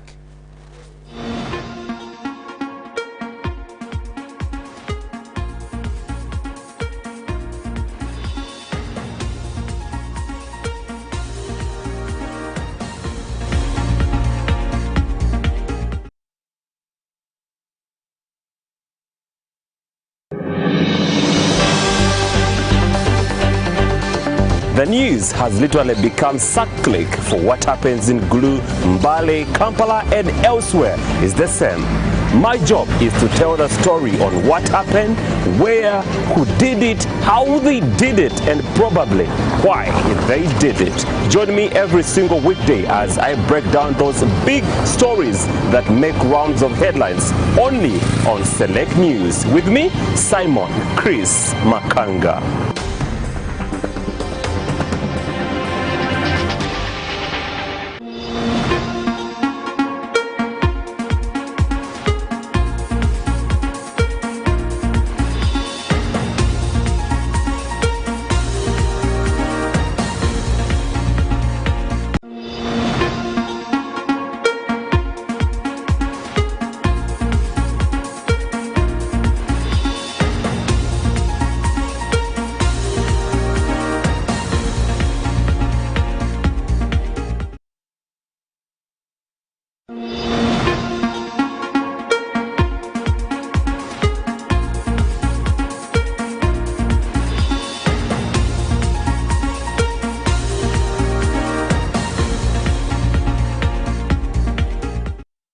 Well, ladies and gentlemen, that has been a very controversial topic that we have been on NUP versus the Army. But now let's move on from that discussion and now come to what Tariq says is his best discussion on the topic of parents taking back children to school. Now, that particular announcement that the president made came with mixed reaction. Other people say, Tatuli ready, kutwala abana bafe kusomero. And some people are saying, we are tired of our kids sitting at home and not finishing their education, even after we paid school fees the first time and it went to waste. Abana bafe bade, they go back to school, finish the school term, and then they come back home. Now, in those mixed reactions that we had, parents are confused. 6 months of lockdown. Tebalina sente, and they're wondering, where are we going to get the money to take our children back to school, pay the school fees, where schools are saying bagala full tuition, bagala full school fees. Zero Sente zo balance. tugenda zifuna wa. There's a 240,000 Ugandan shillings for testing whether they're positive or negative, and it is a mandatory issue for students to have tested before they go back to school. Do we parents have that money to take our children back to school and pay all those dues and also take them back with the sanitizer, 2 face masks, as the government also puts up a budget for face masks? Do we have all that money? Simon, Chris, and Tariq. That is the problem that parents are facing. Tebalina sente okuzayo abana babwe kusomero. While others are saying, it's okay. Abana bafe, let them go back to school. Get done with the education system of Uganda to Komeo, and we deal with this. And education system are also having challenges. 10 students per class. Are they going to be able to follow this SOP? This is the discussion we have right now. Simon, Chris. Well, Tetuina option. The D-Day has finally come. And I think from today is a Thursday. From Tuesday, I've been badinda ba masomero. Yes. Nga gazzayo abaana gatandika okureceiving abaana n'ebifaananyi tubaddenga tubira ku social media bamba bafuuyira biki byonna. So now this is the final day that we have always been waiting for. And we've castigated the Minister of Education ne Ministry y'ebyobulamu emirundi mingi nnyo olwa ebintu bibadde bizze nga ideas ze baleeta n'ekigendererwa kyabwe ekyokufunamu. Kati ebyo byonna tubivuddeko. Katuze ku lunaku nti omwana olwaleero asuubirwa okuddayo ku ssomero. Okay? Naye abasomesa amasomero ge basooka okuggala on the 18th of March. Abaana ne baddayo ku ssomero 15 million of them. Kakati tusuubira abaana 2 million out of 15 2 ba candidates tiba tusuubira okuddayo ku masomero. Abasomesa abali mu private schools mu mwezi baba wa sente z'ogwokusatu abamu luckily enough agagasobola babasasula n'ogwokuna. Luckily enough eri abasasula ogwokutaano abatono katubale nti eriyo bwe batasasula ogwokuna, ogwokutaano, ogwomukaaga, ogwomusanvu, ogwomunaana, ogwomwenda, ogw'ekkumi baddayo ku ssomero tebalina ssente. If a billion question comes in, a $1 billion question comes in, nti omuzadde oyo ayina omwana, omusomesa nga naye ayina omwana candidate ayina okuddayo ku ssomero. Okay? Omusomesa oyo anaafuna atya amaanyi agasomesa abaana b'abalala ng'owuwe ali waka talina ssente? Jjukira amasomero agasinga nga tonayingira gate laga bank slip. Okay? Omusomesa amaze emyezi 7 ku 6 tayingiza wadde 10 naye ng'omwana we candidate ayina okuddayo. Recently nali wano bane Latifa neŋŋamba in this country tugenda mu nnyanja okujjayo emicungwa ne tugenda ku muti gw'omucungwa ate okujjayo ebyennyanja. Okay? Abantu abakola abadesigninga the teachers code of conduct, they are not well close to teachers. Si basomesa. Go designing otya teachers code of conduct nga toli musomesa. Tomanyi haso omusomesa gyayitamu. Kigenda kuba kya nnaku nnyo omusomesa ng'ayina omwana we asigadde waka talina ssente zikola ki zimuzzaayo ku ssomero naye ng'ate asomesa ab'abalala because of this code of conduct emubindinga. Code of conduct egamba ki? Egamba bajjawo eno code of conduct yali gye bakola mu 1996 ne bajja amendinga mu 2013. So eba binding okubanga osomesa amasomero amalala, ebido binding okubeera ebakkiriza okubeera ng'oli smart, ebintu byonna you need to go to your workplace whether you okusomesa omwana. So babajjawo excuses ezo nezikola nga ziba kwegamba code of conduct eba bindinga okubeera nga balina okubeera ku mulimu by all means. Now, when we were on this screen, Bwana Tariq, before you say anything, we saw that Abasomesa, they got away from hopes of going back to school to teach soon. Neba vayo, and they started farming. Abalala neba lunda ente, other people went into ganja farming. Other people had chicken farms in their schools. Kuanga, they were seeing no hope of going back to school. Kati, we're having a situation whereby one classroom, agenda vera na abana 10. And that means they have to have 2 meters between themselves. What is the reality? that this particular SOP agenda kola. Because we have private schools where omuntu yazze nateka mu sente ze nagamba this is going to be my business entity where agenda funa mu sente. Government schools have been aided. Bo balina sente. KCCA has come to say all the schools they have bagenda bawa sente 118 million each school bafune batandike to teach because SOPs have to be put in place.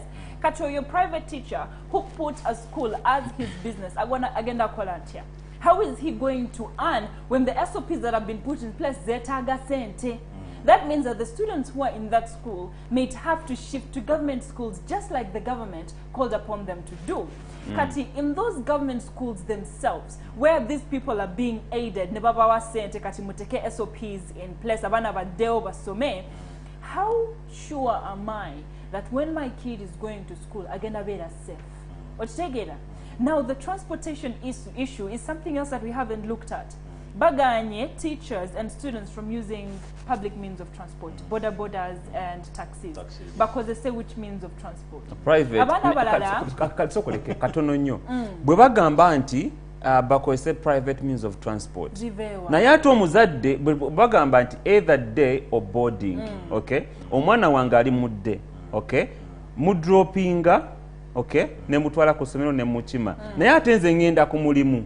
Ku mulimu nsobola okufunayo COVID. No, komaona no. That means testing agera better for what? Every 2 weeks. Omanyi wale mtembi tukola mu gwanga. The realistic. Nganga abutali ku print us. Nga tulaba tukola ebintu nga tulinganga abali oba mu film oba kiki. Nti ebiseera ebisinga tuze tuwogera abantu abasomesa naddala tusoke tunya abasomesa. Ogende code of conduct yawe. Tuze mu mbeera nga embeera ya COVID bwezze baba limitinze. Tekyali musomesa kuba nti asomesa amasomero abiri ekyo bakijjeewo. Amusomesa bamwagala nga asula munda mu ssomero.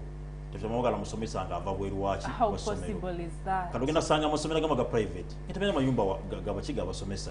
Second, ogenda tunira abaana nga bo bennyini abazadde omuzadde nga lugenda omuzadde abaze ebbanga takola ali waka. Ebitagisa ebisomero agenda bituukiriza atya. Ate nga n'obisomero omusaasira kubanga naye olunsi abadde amaziba nga takola abasomesa alina basasula jukira bagala only bagala class emu katuge mu primary class emu edda ku ssomero class emu esobola okuyinza essomero lyonna.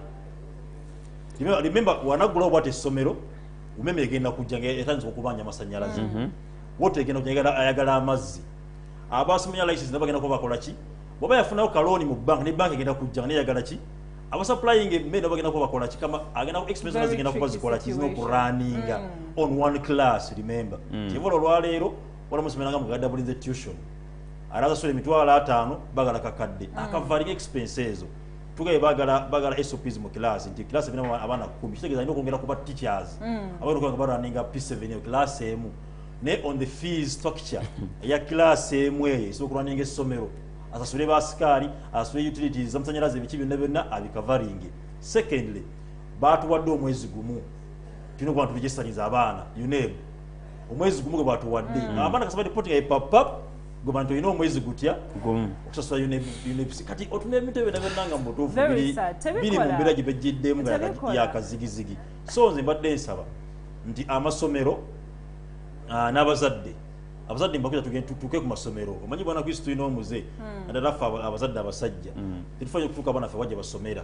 So mbadde nsaba abazadde tuke ku masomero tugitogeraganya n'abasomesa baffe abakulumiza mu masomero namwe tubatuza bukulembeze mubere nyinti gye tuliziganye aho bula tena ffe oba kuteddewo embeera nti akasente kalete mpola mpola gwe menyini weekubirize sente okaweeyo mpola mpola nikasobola kukola kubanga kitwale kiteeke mu nkola omwana naye obadde oli naye waka ng'alya anywa buli kimu. So si kuba ndi omwana mu dropping de essomero ga nti ekyo nkiwonye no tusobola kuba obulangiza baffe ng'abazadde sente tuziweyo ku masomero tukole follow up akasente okateekayo mpolampo n'abasomesa nabo bennyini babeere nti gye tuli aye n'abaana nabo bennyini baleme kuba nga badda mu muzannyo naye nze wali yange weeri okusinga nti tugenda kuba tulina abaana abali mu dde n'abali mu boarding section. So ekigenda kuba kikolebwa kitya nti omwana agenda kudda ewaka nga bwana Kwisi wagaye muzadde agenda akole mu kikuubo akomewo ne COVID omwana naye ate amukwata mutwale mu ssomero wali abaana abadde tetugenda kuba nti amasomero agenda kuba gakaddayo ate mwezi yes nti buli muzadde asobola ku affordinga private cars si muzadde ne banaye nedda kati obulayo Chris kani nina omwana asomera Bushenyi agenda kuva Kampala ngina sina taxi na motoka ngina mutwala atya The rules they make, how do they? I think the problem with our government, and it has always been a problem, the rules they take out bali mu ground. They make them bali mu officers, never wandika. Kati tuandike this rule, tuandike the other, agenda kola, but they're not on ground to see the applicability of this thing. The applicability. Thank you.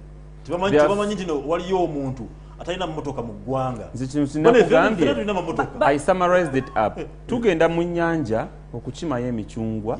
Ne tugenda ku muti gw'omuchungwa okukima ebyennyanja. Kino ekintu kiri simple. Bandi badde okiwala kitongole kya UNATU. Okay, kigatta abasomesa. Bandi badde bafuna representatives from different regions.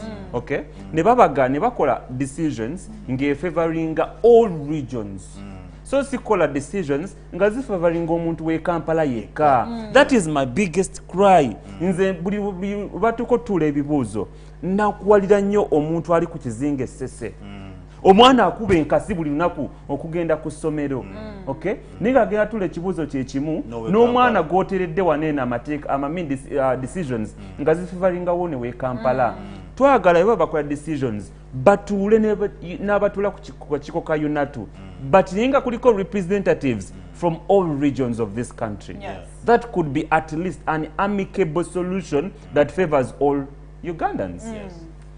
Well, we would like to get a few phone calls in this regard to know if parents are ready or not to go to take their children to school since school is opening today. Producer Husna, do we have the time to pick a few calls and talk to parents to see whether they're ready to go back to school or not? Well, unfortunately, we are unable to. However, we have our Facebook platform, and you can come on it and speak to us. Or to Uganda, are you ready to take your kid to school or not?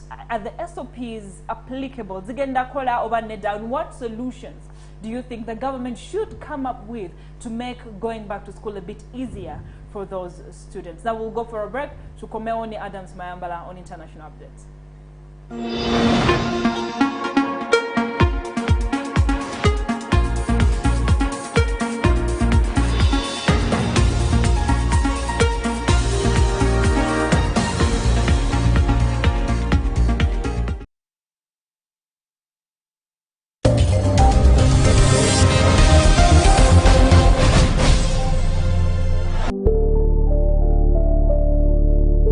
A small girl child can be a daughter, a sister, a mother, or a wife. That means at the end of the day, every girl child matters a lot in the society. Here is the show that brings back hope, courage, determination to the girls out there. Like Joe Crow says, it rains harder on people who need the sun more. So to every girl that is going to be watching this show, say no to the rain and welcome the sun in your life.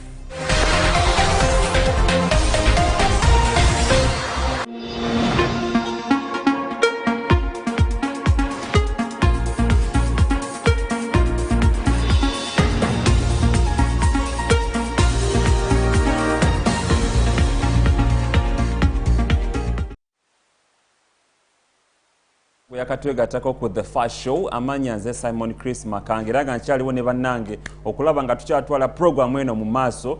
Program eno tuyina essuubi ly'amaanyi nti ejja kukyusa endowooza z'abantu n'okwongera essuubi mu bannayuganda. Ekisinga otubeezaawo nga tuli balamu ly'essuubi. Buli lw'oggwamu essuubi kitegeeza oba oneetera okufa, naye okubanga olina essuubi kyekintu ekitukuuma nga tuli balamu. Ke kaseera kubanga twegatiddwako Adams Mayambala atuwe amawulire agavudde e Bunaayira. Adams wasuze oti? Era nkulaba. I can see the word smile is written all over your face. Wetu walonda yakonganyiza muganda wange. Once in a while otera okunyiiga. Manyi kyenkuba ku Adam. Zettaayi era agenda kunjigiriza okwambala ettaayi. Musajja abeera n'obutaayi. Abaana bagamba ennaku zino buli obwalagibwa. Ebintu by'abazungu. Adams, katono nnyo nga tunawatutwala bweru. Oli munnamawulire era you in the newsroom ate gwe producer waffe. Era twagala kwewola ku ndowooza yo katono nnyo dakiika ng'emu ku nsonga ya Nuupu. Ndowooza yange anyway nze ndowooza yange njagala nnyo saasira abanopo ekyabatuuseeko poliisi yasobodde okgenda ne baako byejjayo ne bagamba batutte computer t-shirt n'ebintu ebirala it's so unfortunate naye nze mu ndowooza yange nganze poliisi ekolera mu mateeka kye yakoze kiyinza obutasanyusa alaba owanopo oba owaki naye poliisi mu buyinza obugiweebwa ministry ya internal affairs cause ye ministry egitwala poliisi mweri n'amagye poliisi asobola okugyewo Chris n'akonkona n'ayingira nga takugambye singa baba basuspectinze nti oli muntu wa tabbu olina ky'olina oba ogenda kuzza omusango kye bayita arrest without warrant wadde court order nga tebagiwadde so poliisi eri mandated okukola ekyo ku scenarios ki anti kati tosobola manya scenarios naye ye esobola okukeera enkya negamba kino ekintu kya tabbu era tusobola oyingira ewo Chris ne wano basobola okujja nga tebakuwadde court order wadde warrant singa bateebereza nti kya tabbu mu mateeka agabafuga mu Ministry of Internal Affairs babawe ebbeetu eryo poliisi how dangerous how to what extent is oba kya tabbu ki abankyogere ntya kya tabbu kwenkanawa ekyokwambala ekintu ekyefaananyiza amagye kati ekigamba amagye okiwulira sasi ku nnyama kufa amagye okwefaananyiza amagye si kirungi by the way because abantu abamu ayambala uniform y'amagye ne babba abantu okimanya ekyo Chris because ow'amagye kyagenda okugamba kyogenda okukola abantu babbibwa and then saagala nze kubeera nnyo mu debate ya ate bayambadde bakoze bwe bati but poliisi kyeyakoze eri mandated okikola tetumanyi kikiddako oba banopo bagenda kuwaaba bayinza owaaba because tino batutte nomination gundi zaabwe emikono gye bakoze ne batwala computer ne cameras and all that but okugendayo ne bagamba tuzze kwaza olw'ensonga muyinza oba muyina ekintu kubanga red beret ezo ziri gazetted nti z'amagye fena tukimanyi nti amagye gazikozesa so kati bo bali mu tteeka lyabwe nga bo nga poliisi n'amagye okitegeera Chris so nze ensonga yange eyo era ekyo njagadde abantu bakitegeere tweyanziza nnyo tweyanzeege tutwale bunaayira kyakye mwayogeddeko ekyakye ekya NRM kyakukakasa NRM eyambala yero amukulu asiifu abo gye bawagira ne Robert eyambala yero nabo balina red beret nga I mean berets ze bambala eza yero naye sirabangayo wa military ayambala yero berets era mpuliddeko ng'oyogera awo nti abainaramu tebabakwata because bambala yero era yero terepresentinga magye banamayambala omwogezi w'amagye Dewa Akiki yavudde n'alaga berets zonna yalaza ya yero natulaga ya blue natulaga ya green natulaga ne ya red n'agamba byonna byonna ebifaananyizaako weebiki tugenda kubikola ki neya yero yatusaba buli ayina ekifaananyiza bwe ekitoba ekinga byenkutte wano abikwemu gye tuli so kati wogamba nti nno yayero tefana tolabangako guuni nga towamagye yakulaze nti they're not about yakyalaze nti tebafa ku kala about the design anyway saga tulone budde bungi nnyo kuba Adamu zaine empoze ezo kambe bintu byammwe bino bikubya n'emiggo abutede bamacha malungi mwena bagenda obanga mulaba STV amacha galeero nze Adams Mayambala era mbebaza yona gye musinzidde okubanga mulaba STV the first show neje nabaddeyo ne bankowoola ebandabye ku TV the first show bagiraba nnyo Chris Makanga abantu babagala nnyo eyo era STV ye TV okwegaba ssente juzi mwalaba wano omwana yawangula akakadde k'ensimbi kalamba naye nga kiki yakola kulaba STV yakeera enkyana alaba STV bakubuuza ani akola international updates Adams Mayambala ani asoma amawulire Simon Chris ani akola kino ani producer first show noyogera host na just nobanga ofuna ssente so mwekumire ku STV kera ku makyala ba STV kuva kiro laba paka misana n'ekiro bwotyo of course oba olina okwebaka naye weekumire ku STV kati omwana yawangudde akakadde babo bagenda kuddayo ku ssomero simanyi kikiri mu maka ago era kyemanyi famire eyo eraba era tubatumidde nnyo mwekumire ku STV kubanga ebirungi bingi sigenda barisaayo njagala mbatwale mu ggwanga lya Amerika mu ggwanga lya Amerika bagenda kulonda November nga 3 bulijjo mbagamba wabula olunaku olw'eggulo eriyo amasaza agamu agalonze bo batandise okulonda kye bayita early voting olw'ensonga nabagamba nti eggwanga lya Amerika kwegamba balina states oba amasaza ag'enjawulo era gali independent geefuga bino byawulira mu mawanga agamu bye bakayanira twagala federo bafune amateeka agabafuga nga bo so mu ggwanga lya Amerika olunaku olw'eggulo abantu balonze kwegamba kye batalabangako mu early voting abantu abawera ddala millions 14 basobodde okubanga balonze mu ggwanga erya Amerika era nga abatunuulizi b'ebyobufuzi mu ggwanga lya Amerika bavuddeyo ne bagamba kwegamba tebakirabangako kwegamba tebanaba nategeera kiki ekitegeeza okubanga abantu bavuddeyo abawera ddala millions 14 ne babanga batandise early voting era nga mu ssaza lya Florida yetumanye ennyo Florida abantu milioni 2 already batandise okulonda era ngeno tugimanyi nga swing state masawo nja kunyonyola swing state ekitegeeza ne mu Georgia abantu abawera ddala emitwalo 75 nabo balabise okubanga balonze olunaku olw'eggulo era balabiseeko mu nyiriri nga producer nga bajja okulaga balabiseeko mu nyiriri nga basimbye line newankubadde nti waliyo ekirwadde kya COVID-19 naye basimbye mu nyiriri ne baba nga batandise okulonda kwegamba Ministry of America bagamba kyakoma mu 1981 okulaba early voting abantu bazze bangi nnyo era omulundi gutetumanya wa Trump gwe baagala okujjawo baba Biden obachi naye nga kyewuunyisa nti ensonga eno bagikutte bwe batyo batandise okulonda naye nga okulonda kwennyini okuli actual okwaddala kugenda kubanga ennaku z'omwezi 3 era nga tusemberedde okulonda nga balina ne kye bayise mail voting eri abantu abalondera ku email ogenda ku website n'ogamba nze genda kulonda Trump oba Biden n'osaayo akaluluko n'oba otagenda kusimba layini wabula nga aba Republicans bo tekyabasanyusiza bali ku kambi ya Trump bo tekyabasanyusiza okubanga nti mulimu amasaza agamu agatandise early voting era nga omanyi bannamateeka bavuddeyo ne bateekawo amateeka simanya early voting ereeta ekizibu bwekiti nebwekiti nga olaba mawanga agamu oli avaayo n'agamba njagala buyigirize bwono njagala kino and of course kooti erina omuwuliriza olw'ensonga nti aba akyogeredde mu mateeka so bwekito bwe kiri mu ggwanga lya Amerika naye nga bwe nabannyonnyola nti eggwanga lya Amerika teri ggwanga mu nsi yonna lironda nga Amerika bweronda Amerika eronda mu ngeri ya njawulo nabagamba nti abantu 538 be balonda omukulembeze w'eggwanga lya Amerika newankubadde Amerika erina abantu abasoba mu milioni 328 abantu 538 be balonda omukulembeze w'eggwanga lya Amerika directly kwegamba baneeno abantu bwe bakera enkya olunaku nga lwakulonda ne bagamba tugenze kuba kalulu ne bakera ne basimba layini ku ballot paper ogenda kusangako nti nonda Trump oba nonda Biden naye nga state seasoning gye nagamba nti kwegamba baziwa abantu be bayise ba electors okusinziira ku population gye balina mwemugenda ne mulonda gwolonze n'olonda Biden owa DP oba n'olonda Trump owa Republican kati essaza omuntu awangudde mu ssaza eryo aweebwa electors bonna ab'omu ssaza eryo kati California yesinza ba electors mu ggwanga lya Amerika erina ba electors 55 olw'ensonga yesinga population yesingamu abantu abangi mu ggwanga erya Amerika ate newankubadde nti Texas yesinga obunene lyessaza erisinga obunene mu Amerika Texas naye erina ba electors 38 kati kwegamba California obululu obuvaayo okukinyonyola mu bwangu California obululu obuvaayo buba 55 babawo abantu 55 bokka Texas ne babawo abantu 38 ati njagala nkize wano waffe wengereza wano kati kangeze California ye Kampala Texas eyinza okuba Wakiso olw'ensonga Kampala esinga Wakiso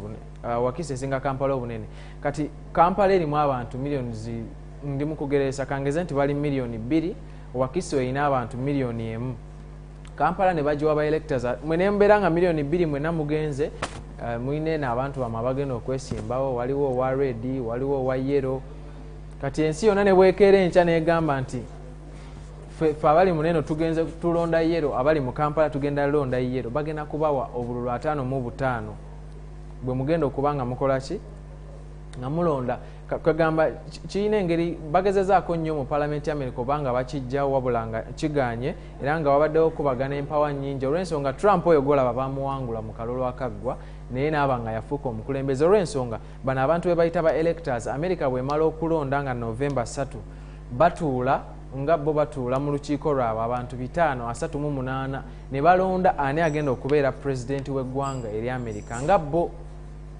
naye nga omuntu alidde akalulu kangeze nti nsagala gereza kubya naye kakale kangeze Bobi Wine yalidde akalulu mu Kampala okitegeera kati Kampala ina abantu milioni 2 kati baba bajiwa ba electors 55 abantu bana abagenda okiikirira balonda omukulembeze era Bobi Wine wawangula bagenda mu abantu 55 babamuwe kati omulala munne gwa mwesimbyeko bammawo bamuzeeyi erinya tibani erinnya eryo nti abalina okukola ki abalina okufuula bafuna amasaza amalala naye afuna abantu kati newoba ng'oli akusinza akalulu kamu bwe kati nti kangeze Bobi Wine asinze muzeeyi akalulu kamu bwe kati muzeeyi aba tagenda funa 0 mu ssaza eryo Bobi Wine aba agenda twala obululu bulamba bwonna kwegamba abantu we balabira nti mu ggwanga lya America kiri so unfair kwegamba omuntu nowabanga omusinzeeko kamu tebabugabanya nti kati naawe bakuwa obwo nedda ba electors bonna babayoola bulambalamba ne babawa munno nabanga kati gwofunyewo 0 oba olina kompitingira ssaza liddako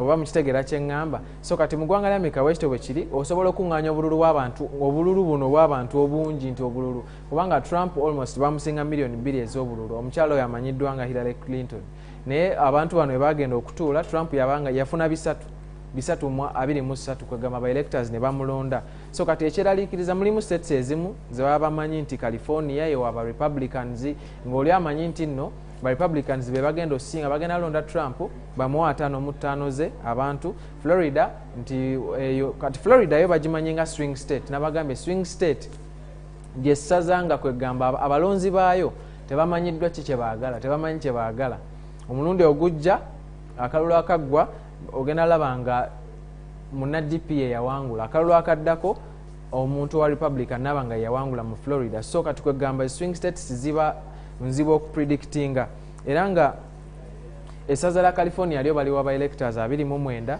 New York ne bagiwa 29 obudde tebunzikiriza naye nja kuba nkomawo nsobole okubannyonnyola akalulu k'eggwanga lya America wabula kyembagambye nti kati bano ba electors bamanyi okukyusa ebirowoozo tuyinza okuba nga Bobi Wine yawangudde mu Kampala ne tumuwa obululu obwa electors 5 nga be balina okugenda eri bagambe bannaye abantu balonze nti balonze Bobi Wine kati fe 5 gwe tulonze abantu bamanyi otutuuka eyo ne bakyusa ebirowoozo byabwe ne bagamba nze ngenda wa muzeeyi so kwegamba nga bwolaba wano mutogikwatako abantu abamu constituency bagamba ba MP nti nno kati MP genda ogambe togikwatako n'atuuka eri n'agamba bannaye abantu bagambye ngikwateko olw'ensonga mwamulonda so batuuka eri ne bakyusa ebirowoozo so kati wewali trick awo musobole nno mu abantu olonda kwegamba America ekyo kyeyita democracy nga yo kwegamba tetumanyi ngeri gyekikola wabula bo ye democracy yaabwe obudde tebunzikiriza wabula masigadde nze Adams Mayamba era mbakubiriza obba nga mulaba STV okusingira ddala the first show nja kuba nkomawo mbanyonyola akalulu k'eggwanga lya America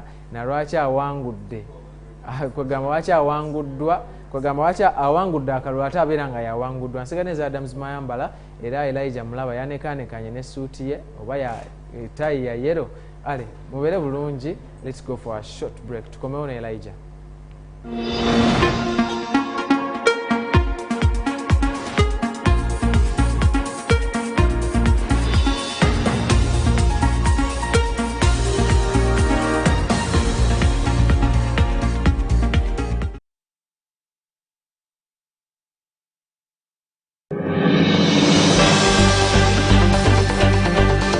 The news has literally become cyclic for what happens in Gulu, Mbale, Kampala and elsewhere is the same.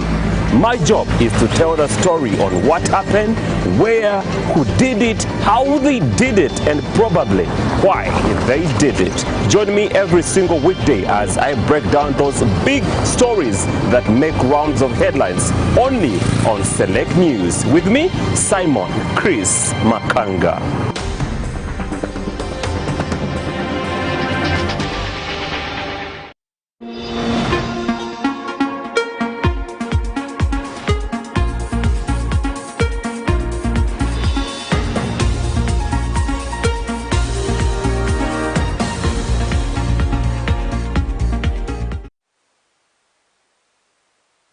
Show crew with Select Business. My name is Elijah Tudiagmanawan, coming to you live all the way from Buziga Hill. We're going to be casting an eye on the business arena and what is transpiring there.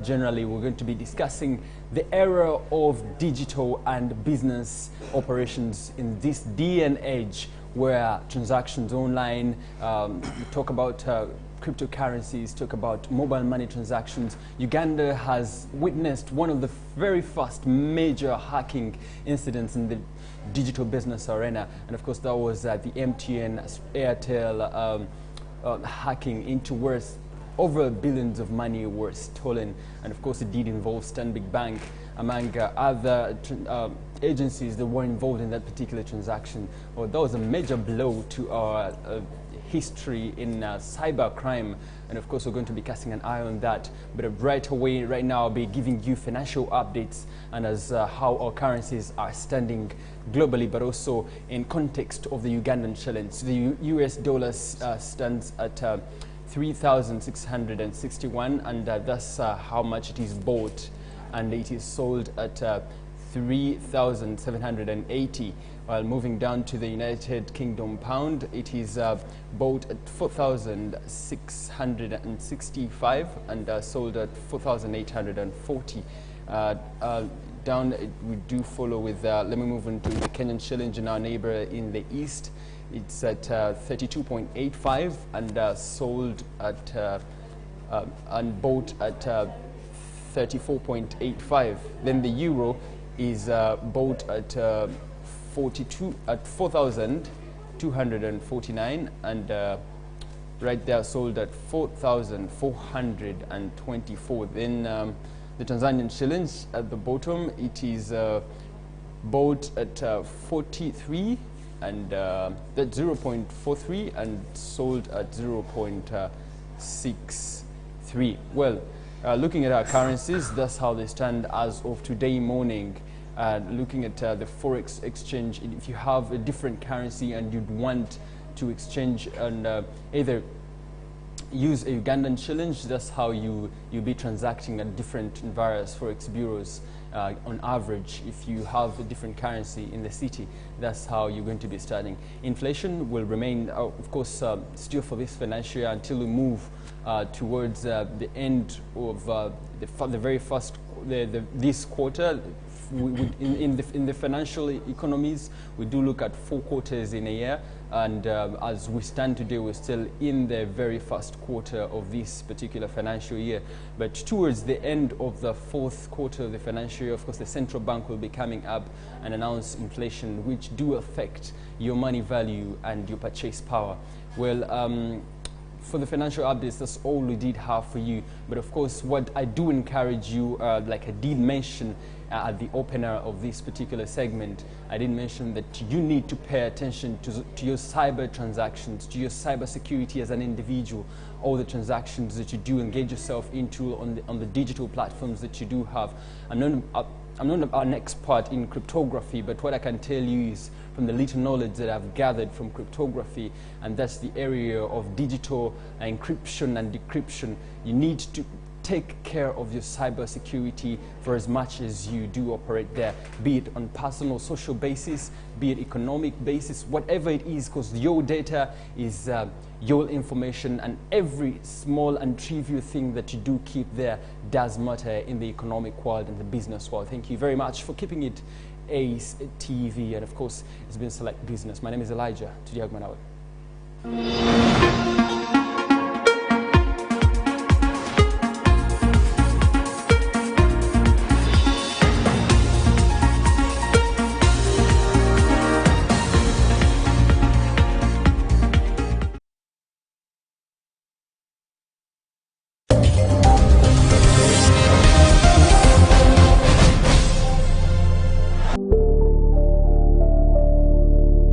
A small girl child can be a daughter, a sister, a mother, or a...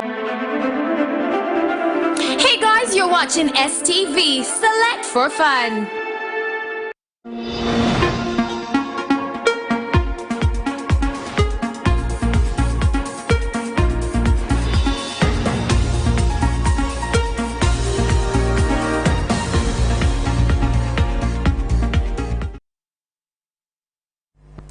Well, welcome back from that break. At this time, we're going to say goodbye to you and would like to continue with the issue of NUP versus the Army, but we don't have time, and all we have is your comments on Facebook. I don't want to go back to that issue, but Adam has given us evidence that actually police is allowed to raid a home without asking for a court order. If they do, the evidence will be destroyed. Now, that's one of the reasons that they're allowed to do so. However, we won't go into that judgment and we won't go into that discussion.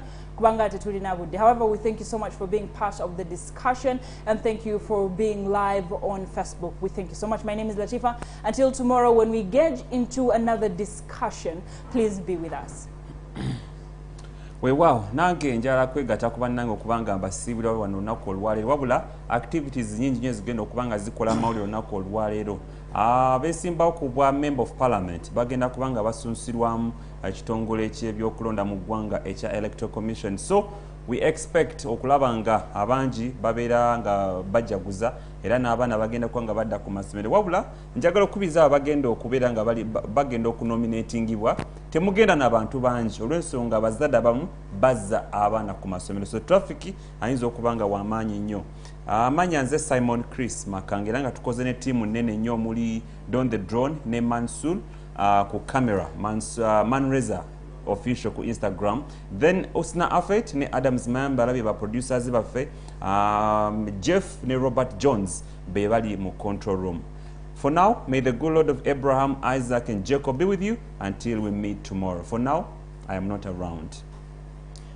Bannaffe mwenna abazadde nze nyongera okuba nti mbagaliza okuba nti mukola enteekateeka ennungi okuba nti muzza abaana ku masomero era namwe mwenna ab'entambula bagenda okuba nti mutambuza abaana baffe okubeyambako abazadde okubaza ku masomero badde mbasaba muleme kubaleega bisale bya waggulu. Nammwe abayizi mbagaliza okusoma okulungi era nga mbasabira tamu gye mugenda okuba nti mugendamu be successful. Nsigalinze Tariq Nkata Aziz. Assalamu alaikum wa rahmatullahi wa barakatuh. Wa alaikum assalam.